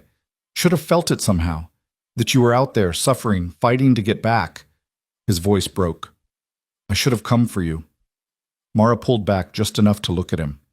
You're here now. That's what matters. They stood there in the moonlight, holding each other until the cold drove them inside. Jace built up the fire in the stove while Mara made coffee. Neither of them would drink. Somewhere upstairs, Theo slept peacefully, unaware that tomorrow would decide whether his family survived intact or shattered into pieces again. What do we do if we lose? Mara asked quietly. We don't lose. But if we do, we don't. Jace's voice was iron. I'm not letting them take you. I don't care what some judge says. I don't care if I have to become an outlaw. You're staying here. Jace, if you defy a federal order, then I defy it. What are they going to do? Arrest me? Fine. They can arrest me after you're safe. He met her eyes. I lost you once. I'm not losing you again. Not to him, not to anyone. The fierceness in his voice, the absolute conviction, broke something open in Mara's chest. This was the man she'd married, the one who'd promised to stand by her through everything. She'd thought that man was lost, buried under years of hurt and anger, but he'd been there all along, just waiting for a reason to emerge. I love you, she whispered. I never stopped. Even when they told me you'd moved on, even when I was so drugged I couldn't remember what you looked like. I loved you. It was the only thing they couldn't take away. Jace's face twisted with emotion. Mara, you don't have to say it back. I just need you to know. I do say it back. God help me, I do. He pulled her to him, and this time when he kissed her, it was desperate, fierce, 4 years of loss and longing condensed into a single moment. She kissed him back with everything she had, tasting salt, his tears or hers, she couldn't tell, and feeling like she'd finally come home in every sense that mattered. When they broke apart, both breathing hard, Jace rested his forehead against hers. Whatever happens tomorrow, he said, we face it together. No more running, no more hiding. Just us. Just us, she agreed. They stayed up until dawn broke gold across the eastern peaks, talking about everything and nothing, about Theo's first steps and Mara's escape attempts, and what they'd plant in the garden come spring, about the future they wanted to build if they got the chance, about how Theo would need a brother or sister eventually, and how Mara wanted to learn to rope cattle properly, and how Jace had been thinking about adding on another room to the house. They talked like people who'd been given a second chance and were determined not to waste it. When Theo woke, he found them at the kitchen table, hands clasped, watching the sunrise. He climbed into Mara's lap without hesitation. Is today the day? He asked seriously. Yes, sweetheart. Are you scared? A little. Don't be. Daddy says we always win when we fight together. He looked between them. We're together now, right? We're together? Jace confirmed. Then we'll win. Theo said it with such absolute certainty that both adults had to smile. They made breakfast, pancakes and bacon, because Theo insisted that important days required important food. They took their time getting dressed, Mara in her navy dress again, Jace in his Sunday suit, Theo in his best shirt with the collar that made him fidget. They looked like a real family, Mara thought, the kind that belonged together. The ride to town was different from yesterday. No dread, no silence. Instead, Theo chattered about horses and Jace told terrible jokes that made their son laugh, and Mara felt something she hadn't felt in 4 years. Hope. Not the desperate, clawing hope of survival, but the quiet, steady hope of people who believed things might actually work out. Red Valley's main street was even more crowded than yesterday. It seemed the entire county had turned out, plus people from neighboring valleys who'd heard about the case. Martha Yates stood outside the general store with a sign that read, "Justice for Mara." Tom Brennan and a half-dozen other ranchers had positioned themselves around the town hall, armed and watchful. Even the mayor, a usually mild-mannered man named Silas Hutchins, stood on the steps looking grim and determined. "Nobody's taking her," he told Jace as they approached. "Judge rules against us. We'll appeal. File injunctions. Whatever it takes." "Appreciate it, Silas." Inside, the atmosphere was tense. Dorian sat at his table looking confident, his lawyer beside him reviewing notes. But when the federal marshal entered carrying a leather satchel, something shifted in Pemberton's expression, just a flicker of concern, quickly masked. "Documents from the Denver bank," the marshal announced, handing them to Judge Cartwright. "Arrived on the morning train as requested." The judge opened the satchel and began reading. The silence was absolute. Mara watched his face, trying to read every micro-expression, every hint of what he might be thinking. Beside her, Jace sat rigid as stone, his hand finding hers under the table. After what felt like an eternity, Judge Cartwright looked up. "These are letters between Silas Kent and Dorian Crane," he said slowly. "Dated September through October 1881. They explicitly discuss an arrangement whereby Miss Kent would be married to Mr. Crane in exchange for forgiveness of gambling debts totaling $47,000. He looked at Dorian. "Mr. Crane, would you care to explain?" "Your Honor, I don't know the provenance of those documents. They're notarized, sealed, bearing both your signature and Kent's." The judge's voice hardened. "Unless you're claiming forgery." Pemberton stood quickly. "Your Honor, even if such an arrangement existed, it doesn't invalidate the marriage itself. Arranged marriages are perfectly legal, when consented to by both parties. These letters suggest Miss Kent was not a willing participant." He pulled out another document. "There's also a medical record here from Dr. Wilhelm Strauss at the Riverside Sanatorium.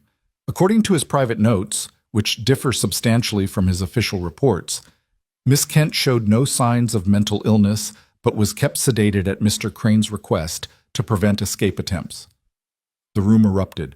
Pemberton was shouting about illegally obtained evidence. Dorian was on his feet demanding to see the documents, and half the townspeople were calling for Crane's head. Judge Cartwright's gavel cracked like thunder. "Order. I will have order." When silence finally fell, he continued. "I've also reviewed the medical evaluation performed by Dr. Harrison yesterday.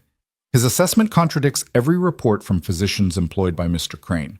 Combined with testimony from Red Valley citizens and the documentary evidence before me, I'm forced to conclude that Mrs.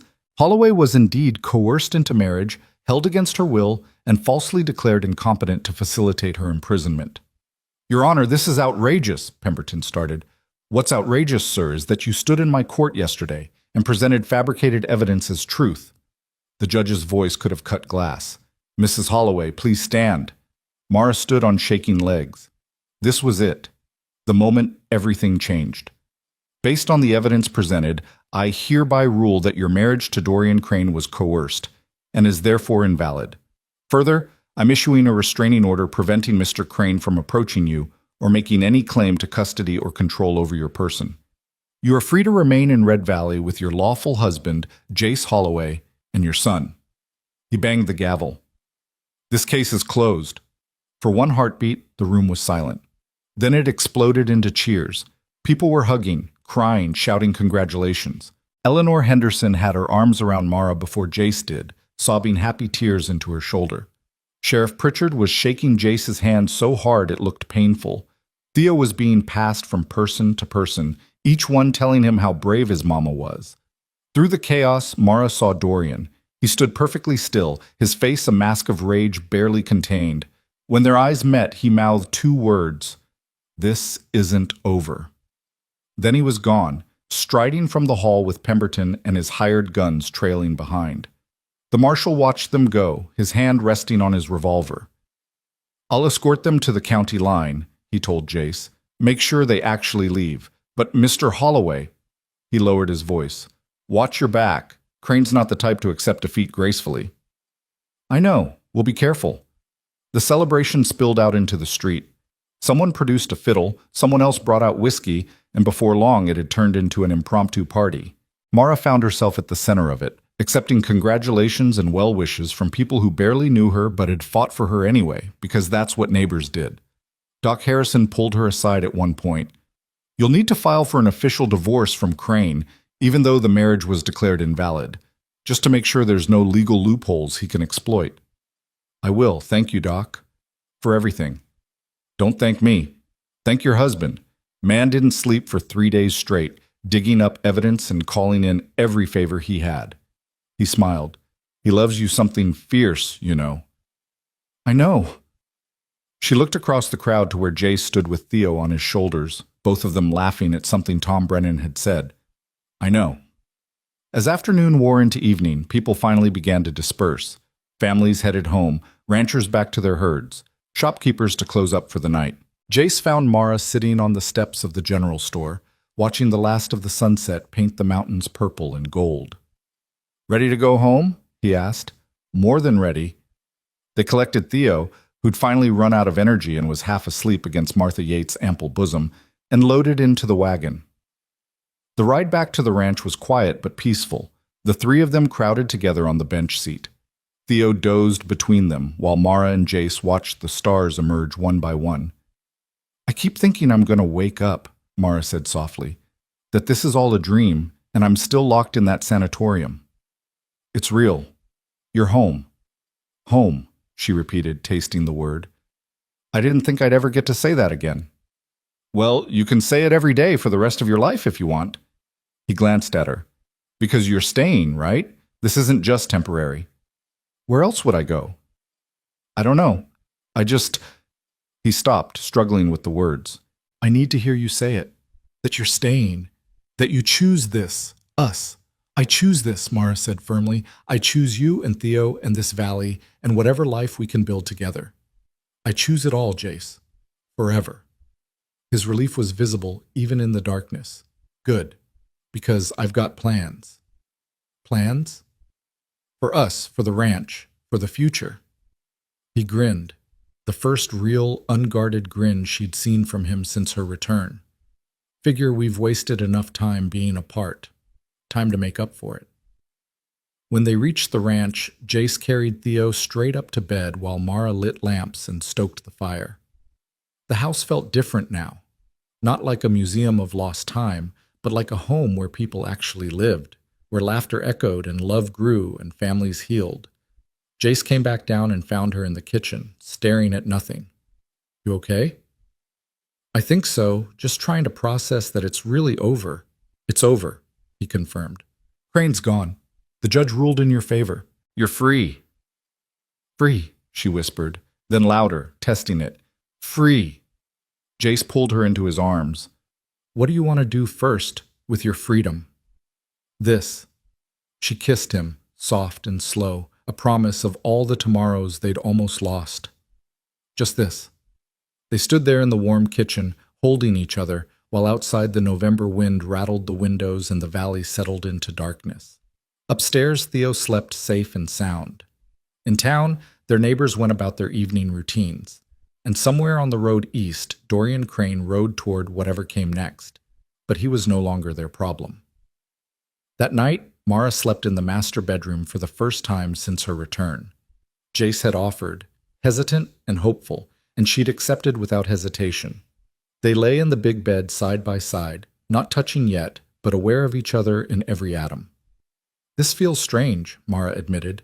"Good strange or bad strange?" "Good. Definitely good. Just new. We've been apart so long. We've got time to get used to it again." He rolled toward her. "Mara, I know we've been through hell. I know there's things we still need to talk about, wounds that need time to heal. But I want you to know I'm in this. All the way, for better or worse, like we promised 5 years ago." "For better or worse," she echoed. "I'm in it too." He kissed her forehead, gentle and reverent. "Get some sleep. We've got the rest of our lives starting tomorrow." But sleep was slow to come. Mara lay in the darkness, listening to Jace's breathing even out beside her, and thought about everything that had brought her to this moment. The kidnapping, the imprisonment, the escapes and recaptures, the final desperate run for freedom. And now this, lying safe in her own bed in her own house, with her own family sleeping under the same roof. She'd won. Against all odds, against the law itself, against a man with infinite resources and no conscience, she'd won. Just before she drifted off, she felt Jace's hand find hers in the darkness. Their fingers interlaced, and Mara fell asleep smiling. But in town, Dorian Crane was not sleeping. He sat in his hotel room, ignoring the marshal's order to leave by morning, and stared at the bottle of whiskey on the table. Everything he'd worked for, the perfect wife, the respectable marriage, the control he'd paid so dearly for, all of it was slipping away. He could accept that. He could walk away, return to Pittsburgh, find another woman to mold into what he wanted, or he could make sure that if he couldn't have her, nobody could. His hand moved to the telegram forms on the desk. He began to write, his penmanship precise and elegant even in his rage. By morning, men would be moving. Not hired guns this time, but professionals, the kind who didn't fail. Dorian Crane smiled into the darkness. The judge had ruled against him. The law had failed him. But the law was just one tool among many, and he had others. If Mara wanted to stay in Red Valley so badly, then Red Valley would become her tomb. He sealed the telegram and carried it downstairs to the night clerk, pressing coins into the man's palm. "Send this immediately. I don't care what time it is. Send it now." The clerk looked at the address, a private office in Denver, and nodded nervously. "Yes, sir. Right away, sir." Dorian returned to his room, poured himself 3 fingers of whiskey, and drank to revenge. Back at the ranch, Mara woke suddenly, heart pounding for no reason she could name. She sat up, looking around the moonlit bedroom. Everything was peaceful. Jace slept beside her, Theo down the hall, the house quiet and still. But something felt wrong. A prickle at the back of her neck, an instinct honed by 4 years of captivity and narrow escapes. She rose and moved to the window. The valley stretched dark and silver under the moon. Nothing moved. Nothing threatened. But Mara couldn't shake the feeling that somewhere out there in the darkness, something was coming. She stood at the window until her feet grew cold, then climbed back into bed and pressed close to Jace's warmth. He murmured something in his sleep and wrapped an arm around her. "It's just paranoia," she told herself. "You're safe. You won. It's over." But as she finally drifted back to sleep, a single thought lingered. Dorian Crane had never lost anything in his life. He wouldn't start now, and she was right. The storm was coming. It would arrive in 3 days, with fire and fury and the absolute conviction of a man who believed he owned everything he touched. But for tonight, for this one perfect night, Mara Holloway was home and safe and loved. And that would have to be enough. The fire started just after midnight on the 3rd night. Mara woke to the smell of smoke and the frantic barking of Biscuit down by the barn. For one confused moment she thought she was back in Pittsburgh, back in the sanatorium where they sometimes punish difficult patients by filling their rooms with acrid smoke. Then Jace was shaking her shoulder, his voice urgent. "Mara, get up. The barn's on fire." She was on her feet and running before she was fully conscious, pulling a robe over her nightgown as she followed Jace down the stairs. Through the kitchen window, she could see orange flames licking up the side of the barn, hungry and bright against the black sky. Theo stood at the bottom of the stairs in his nightshirt, eyes wide with terror. "The horses," he whimpered.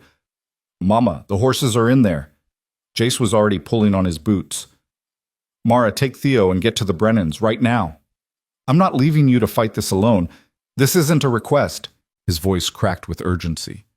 Someone set this fire. It's not an accident. You need to get our son to safety while I deal with it. The words hit like cold water. Someone set this fire, Dorian. It had to be Dorian. Jace, if he's here, all the more reason to get Theo away. Please, Mara, I can't fight this if I'm worried about you. She wanted to argue, wanted to stay and help, but one look at Theo's terrified face made the decision for her. She scooped him up despite his size, grabbed the rifle from beside the door, and ran. The night was cold and clear, stars brilliant overhead, the smell of smoke already spreading on the wind. Behind her she heard Jace shouting, the panicked whinnying of horses, the ominous crackle of flames eating dry wood.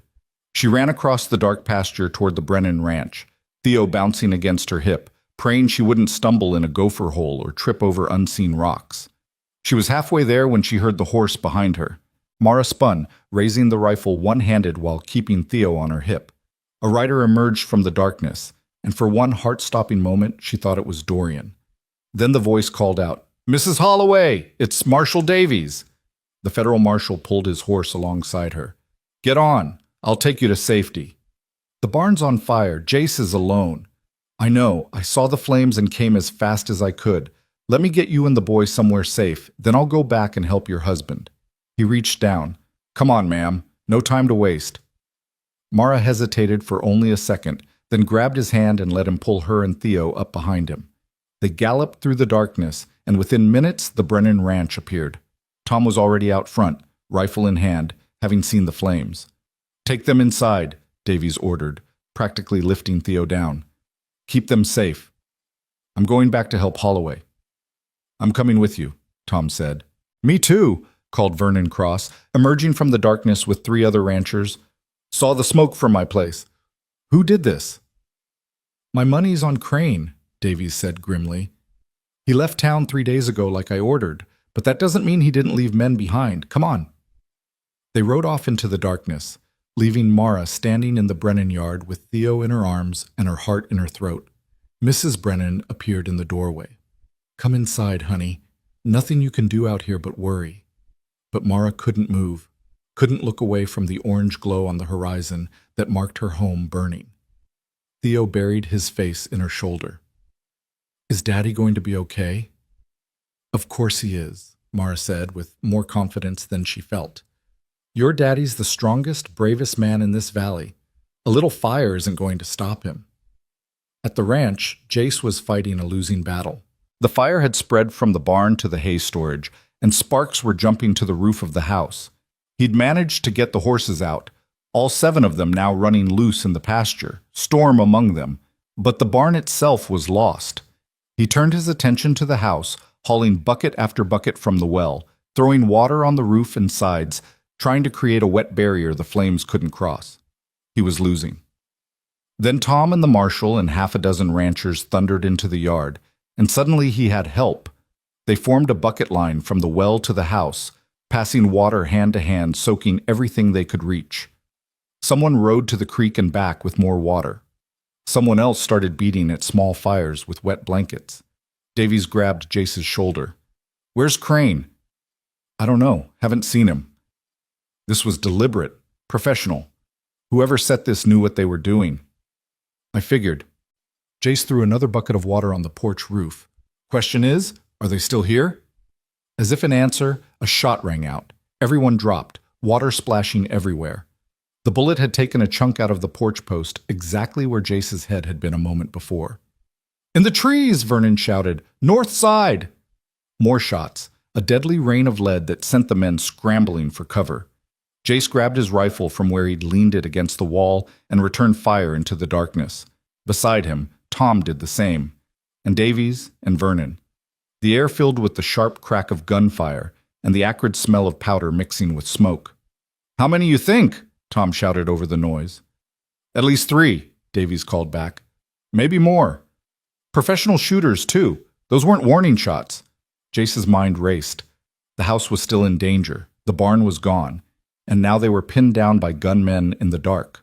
If they couldn't put out the house fire soon, they'd lose everything. And Dorian, because it had to be Dorian behind this, would have succeeded in destroying not just Mara's refuge, but the whole ranch that represented their life together. "We need to split up," Jace said. "Half keep fighting the fire, half drive off the shooters." "You're the one they're trying to kill," Davies pointed out. "You stay here, behind cover. Tom, Vernon, come with me. We'll flank them." They moved off into the darkness, while Jace and the remaining ranchers kept up covering fire. The flames were spreading despite their efforts, reaching the main house now, eating at the wooden siding. Jace felt despair clawing at him. They were going to lose. After everything, after winning in court, after getting Mara back, they were going to lose their home to a man who couldn't accept defeat. Then he heard a sound that made his blood run cold. Hoofbeats. Coming fast. From the south. More of Crane's men? Or help? The rider burst into the firelight and Jace's heart stopped. It was Mara, riding Storm bareback, her nightgown and robe streaming behind her, hair wild, eyes blazing with fury and determination. She had a rifle across her lap. "What the hell are you doing?" Jace roared. "Helping!" She slid off Storm and grabbed a bucket. "Theo's safe with the Brennans. Mrs. Brennan's got a shotgun and knows how to use it. I'm not hiding while you lose everything." "Mara, there are shooters." "I know. I can hear them." She threw water on the house with vicious efficiency. "So let's put out this fire and deal with them." There was no time to argue. Jace just grabbed another bucket and worked beside her, marveling despite everything at this woman who'd survived 4 years of hell and come out the other side stronger than steel. In the trees, Davies and his group had found the shooters, 3 men with expensive rifles and cold eyes, clearly professionals who'd been paid well to kill Jace Holloway and destroy his ranch. But they hadn't counted on facing down angry ranchers who knew every inch of this land. Tom Brennan came at them from the left, while Vernon circled right, and Davies charged straight up the middle. The gunfight was brief and brutal. When it ended, 1 shooter was dead, 1 wounded and disarmed, and the 3rd had surrendered with his hands up. "Where's Crane?" Davies demanded, his gun pressed to the surrendering man's head.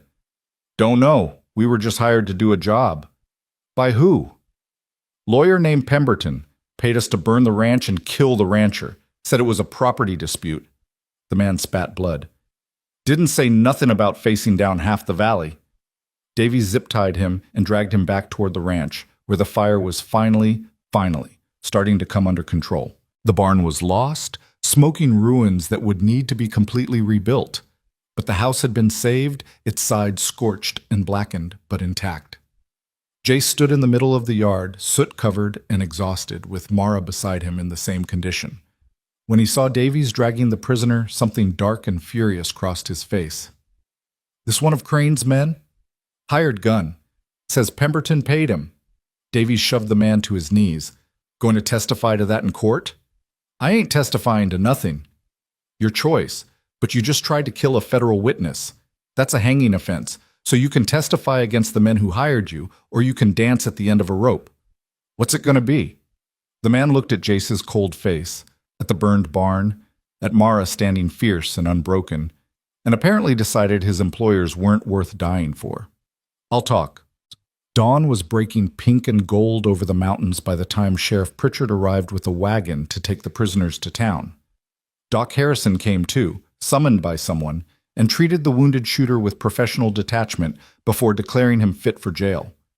The yard was full of neighbors now. Word had spread fast, and people kept arriving to help. Women brought food and coffee. Men started clearing debris from the barn. Children played with Theo, who'd been brought back once the danger passed, and was now showing everyone his burned stick collection. Mara stood on the porch of the scorched house, wrapped in a borrowed coat, watching the sun rise over the valley. She felt hollowed out, exhausted beyond measure, but also strangely alive. They'd survived. The house stood. Her family was intact. Jace found her there, pressing a cup of hot coffee into her hands. "You should be furious with me," Mara said quietly. "This is my fault. Dorian did this because of me." "Don't." His voice was firm. "This is Crane's fault, nobody else's. He's a monster who can't accept that he doesn't own you." He pulled her close. "And you riding back here on Storm like some avenging angel? That was the bravest damn thing I've ever seen.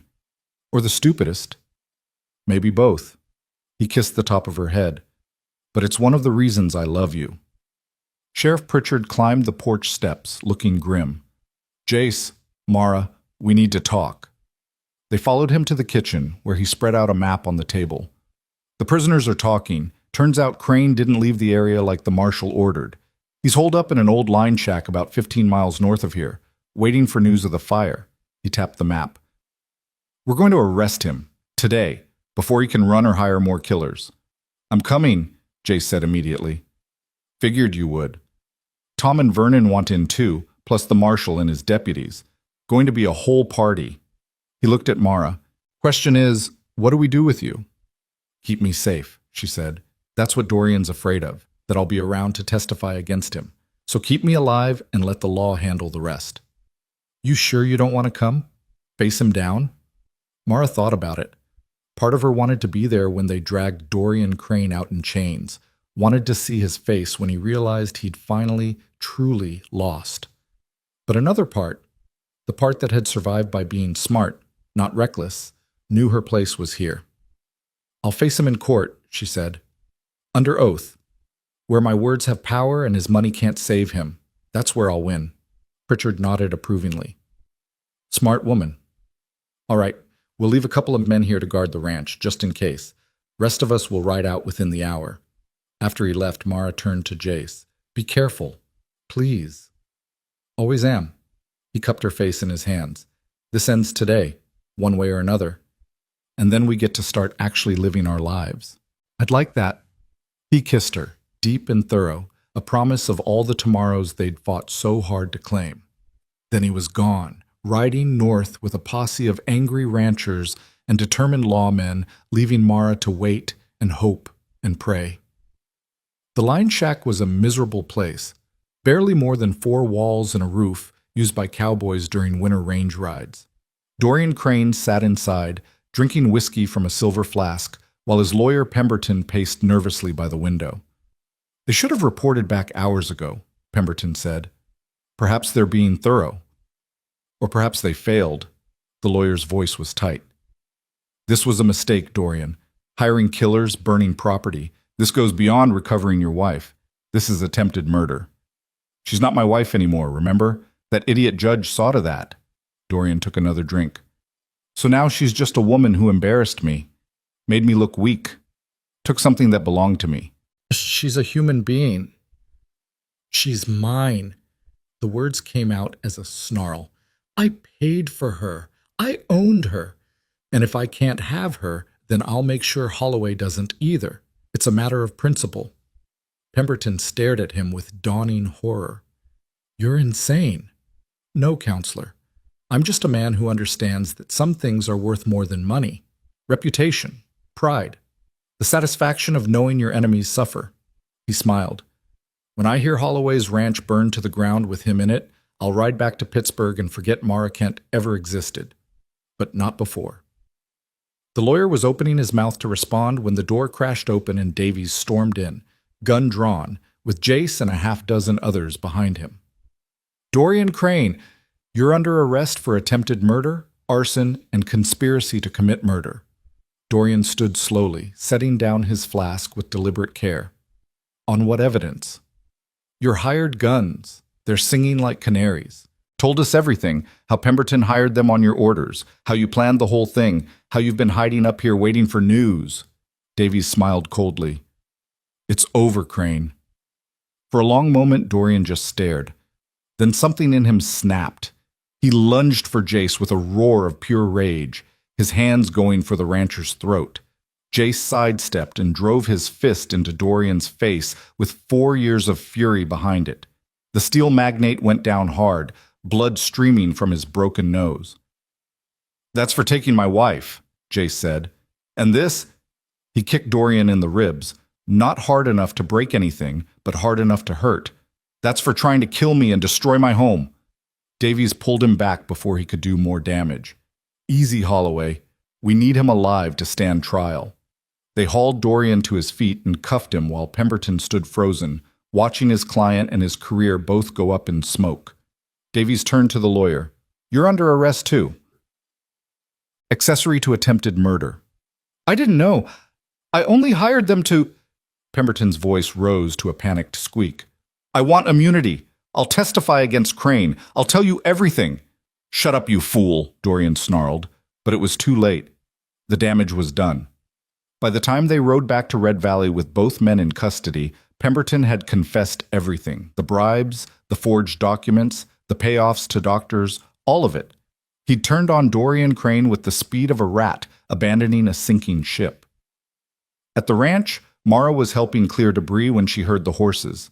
She looked up to see the posse returning, Dorian and Pemberton tied to their saddles, Jace riding tall and unharmed at the front. Relief flooded through her so powerful she had to sit down. Theo ran to meet them. "Daddy, did you catch the bad men?" "We caught them, bud." Jace dismounted and scooped up his son. "They're going to jail for a very long time." Mara walked over slowly, looking at Dorian. The once immaculate steel magnate was filthy, bloody, and broken. When he saw her, hatred blazed in his eyes. "This isn't over," he spat. "I have lawyers, resources. I'll appeal. You'll hang," Davies interrupted, "or spend the rest of your life in federal prison. Take your pick. Either way, you're never seeing daylight as a free man again." Mara stepped closer, close enough to smell the blood and sweat and fear on him. "You were right about one thing," she said quietly. "I was yours. For 4 years you owned me. But not anymore. I took myself back, and you lost. Completely, utterly, forever." She smiled. "That's got to hurt worse than anything Jace did to you." Dorian lunged at her, but the ropes held. He screamed curses, threats, promises of revenge, but they were empty, and everyone knew it. He was finished. Sheriff Pritchard hauled him away, still screaming, while Pemberton followed meekly, already calculating how much of a sentence reduction he could get for testifying. The crowd watched them go in silence, then erupted into cheers. It was finally, truly over. The next week passed in a blur of depositions and legal proceedings. Judge Cartwright returned to hear the new evidence, declared the entire case against Mara null and void, and issued arrest warrants for Silas Kent on charges of kidnapping and human trafficking. Federal marshals were dispatched to Denver to bring him in. Dorian Crane was formally charged with multiple crimes and held without bail pending trial. But for Mara, Jace, and Theo, life began to return to something resembling normal. They rebuilt the barn with help from neighbors, a new structure that was bigger and sturdier than the old one. They repaired the scorched side of the house and repainted it. They worked together from dawn to dusk, building not just structures, but a life. One evening, 3 weeks after the fire, Jace found Mara standing in the newly finished barn, running her hand along Storm's neck. The gray mare had taken to following Mara everywhere, as if making up for lost time. "You thinking about everything that happened?" Jace asked. "Everything I survived, everything we survived together." She turned to him. "I keep waiting for the other shoe to drop, for something else to go wrong." "Nothing's going to go wrong. Crane's locked up, your father's on the run, and we've got the best neighbors in the world watching our backs." He pulled her close. "You're safe, Mara. Finally. Really safe. You can stop running now." "I don't know how." "Then I'll teach you." He kissed her forehead. "Starting right now. Come with me." He led her outside where Theo waited with an impish grin and Mr. Flop tucked under his arm. The three of them walked to the creek that ran through their property, where the aspens were turning gold and the water ran clear over smooth stones. "What are we doing?" Mara asked. "Starting over." Jace pulled out a small box from his pocket and opened it to reveal 2 simple gold bands. "These were my grandparents' wedding rings. I've been carrying them around, waiting for the right moment, and I figure—" He dropped to one knee. "I figure now's as good a time as any. Mara Kent Holloway, will you marry me? Again?